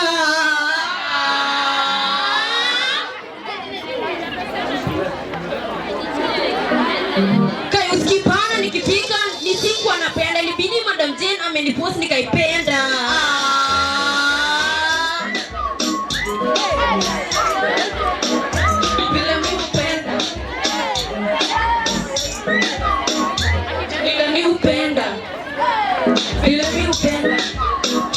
Vile mi upenda.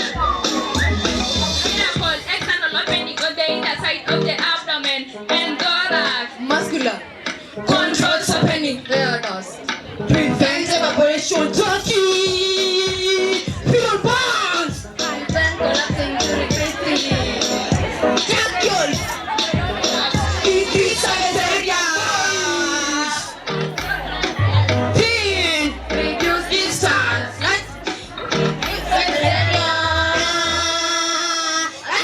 Nilipenda nini bayo? Vile mi upenda.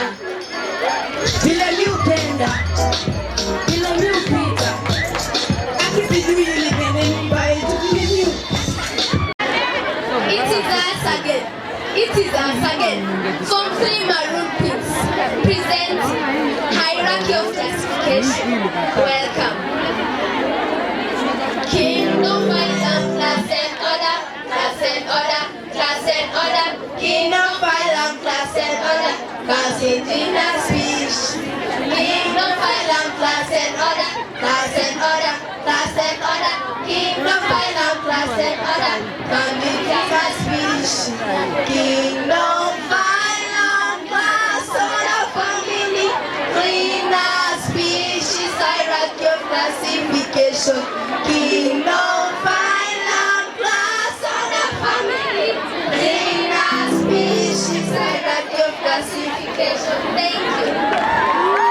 song that over there.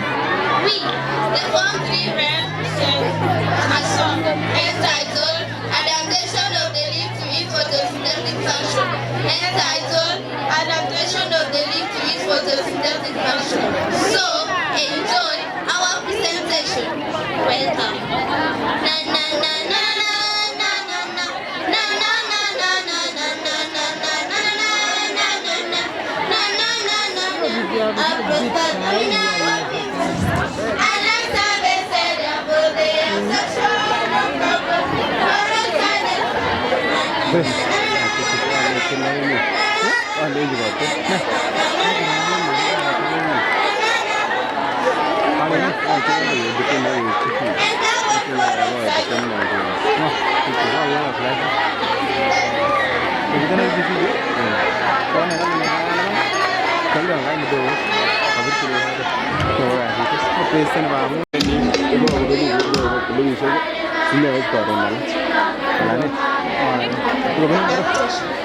Adaptation of the skin. Ade, conifer, granulale, amarvijale, and epidermis consisting of the 3 layers.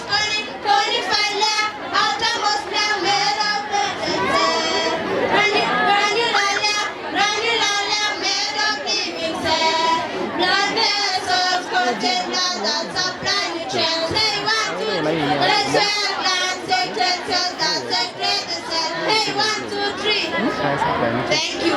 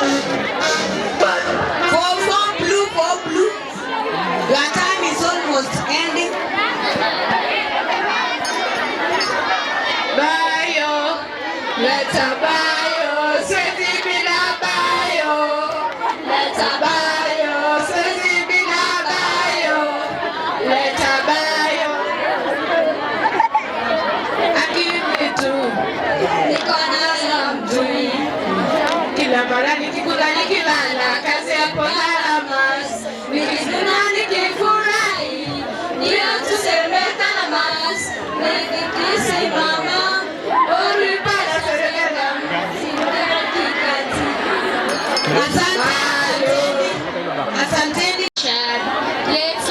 exposed to air, rupture releasing turbokindness, neutralizes heparin and activates conversion of prothrombin to thrombin in the presence of calcium ion and vitamin K.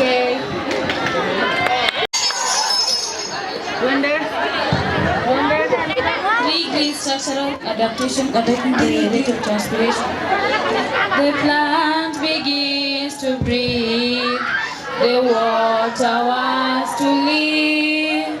Structure of factors determine how the most attack is lived. The stomata are many. They open wide and free. More holes with more water out. It's plain for us to see. That is again an example of chemical silica gel. We also have ethanol, formerly with gas. Here they call it chemicals, they run this test like every woo. Thank you.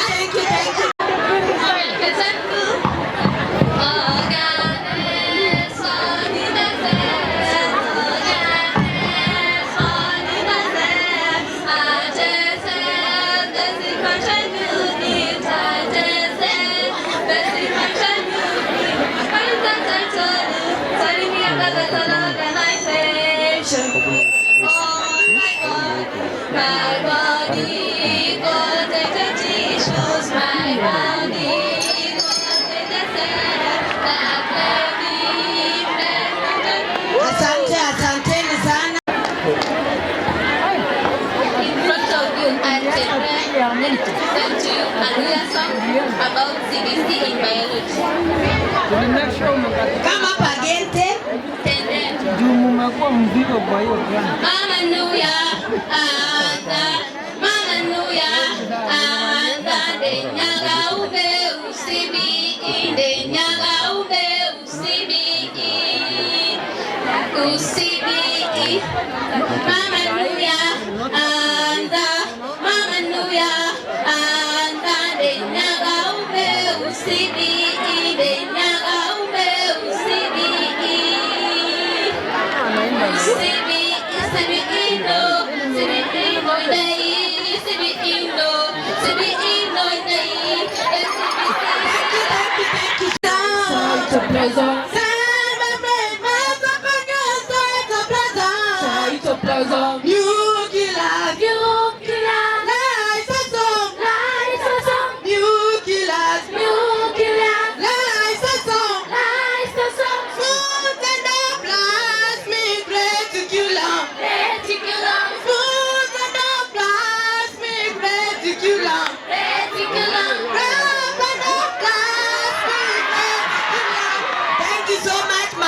Share Bio's love, and you know Bio is the best.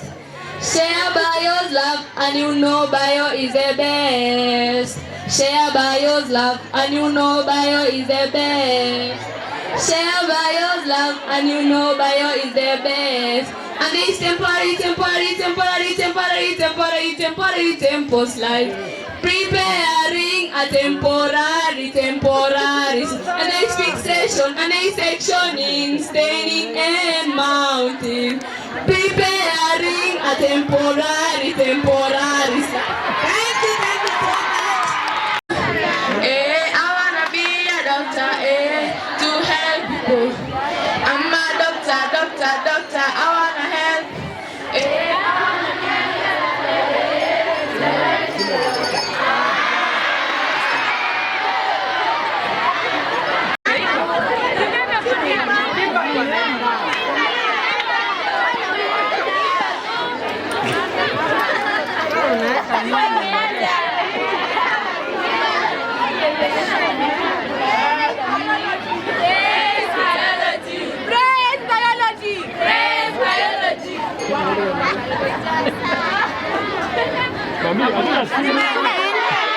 Microphone zinawaka na natumia betri. Natumia betri. Napiga na sauti ndio? Kitu ya laini nyingi.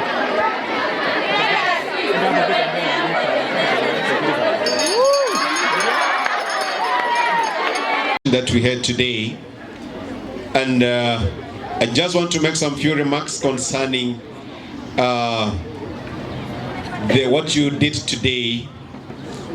And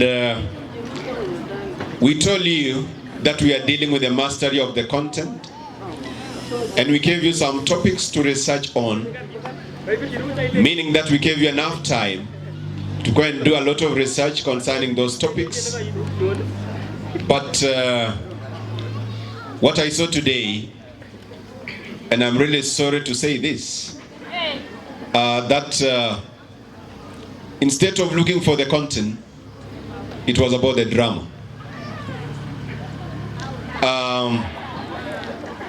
So next time, next year, please just know that we are marking the content. If I may give you a good example about the nitrogen cycle, that question carries 20 marks. But the person who was doing the presentation, I don't know. If I was marking that, I would have given you how many marks? 3 marks, is it? Because you didn't explain very well. Also, on a certain topic, for instance, the support movement in plants and animals, it was also some shallow content. So next time, please go and do enough research on that one. I just want to appreciate all the students who made this day a success. And let's appreciate ourselves.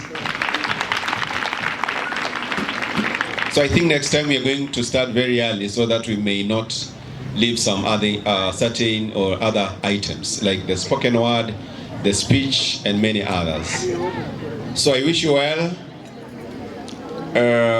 Biology for life. We love biology. And remember, when you see me going around, it is biology, is it? When you see yourself moving up and down, going to the dining hall, that is movement and locomotion. Maybe in future also, reproduction. We have cautious exchange, we have nutrition, and many others. So biology is just we eat biology, we drink biology, and we talk biology. I wish you well. At this time, allow me to welcome Madam Siror. Do you have some comments to make? Thank you so much. At this time, allow me to welcome our head of what? Before that, maybe just have some few seconds before he comes. Just a song, a small song, because you know he's a good man, you know. He's a good friend of mine. Yes, just a song. Mr. Weldon Rono. His noise is very short, you know that, is it? Thank you so much, DJ. You don't know. Thank you. He's going to give us the results for today. Thank you. Bwana Yesu asifiwe. Habari zenu? We have had a very successful day, and we thank God.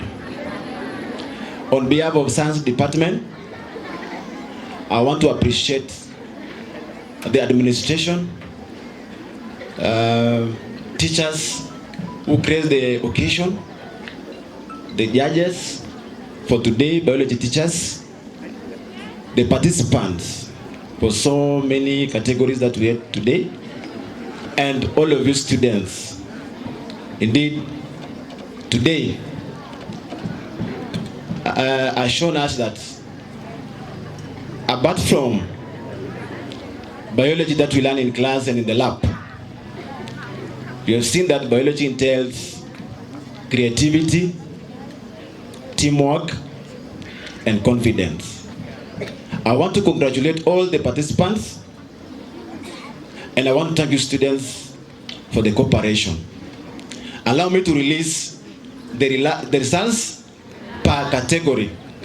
And I'm going to start with the poem. The best class is from 3 purple with 19/20. And let me have those students coming forward. Those who are presenting poem, let me see you in front.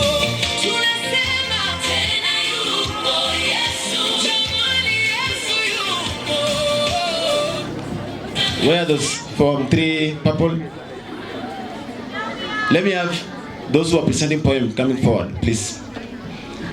And on news, the best class is from 3 red with 18.5 points out of 20. Let me also have those who are presenting the news coming forward together with from 3 purple. On adverts, the best class is grade 10 violet with 19.5 out of 20. On place, we have from 3 purple with 17.6 over 20 points. Let me have those students coming forward. We are not going to reward the entire class. We are only rewarding the participants. I believe I'm very clear.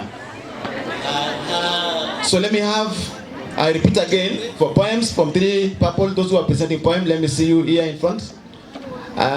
For news from 3 red, let me see you in front. For advert, let me see you from grade 10 violet. For plays, let me see from 3 purple.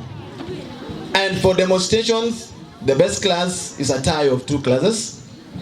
That is grade 10 silver and from 3 violet. All of them have 19.33 points out of 20. Let me see you coming in front.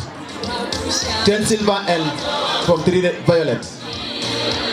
Then on skits, the best class is from 4 red with 19/20 points. Let me see you, those who are participating, let me see you coming in front. Then for the songs, the best class is from 3 violet with 16.67 points out of 20. Let me see the participant coming forward.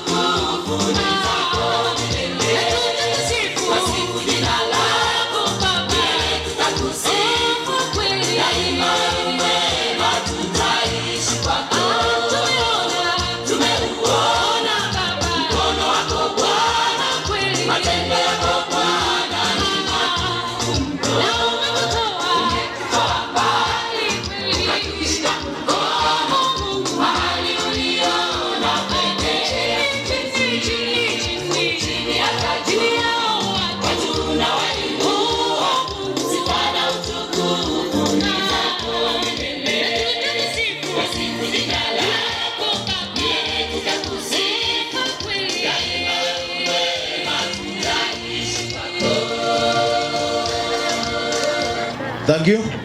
I request Madam Cyril to come forward and reward these students with biscuits and sweets.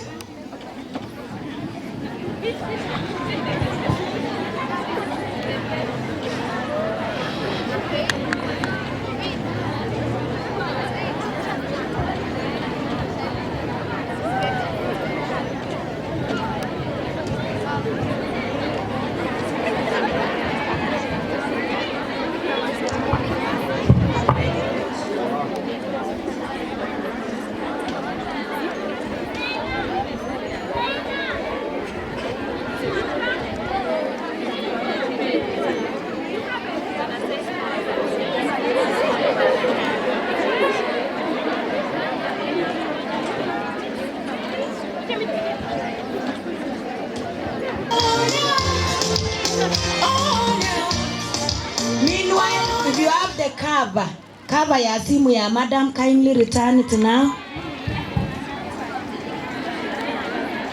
Who is having that cover?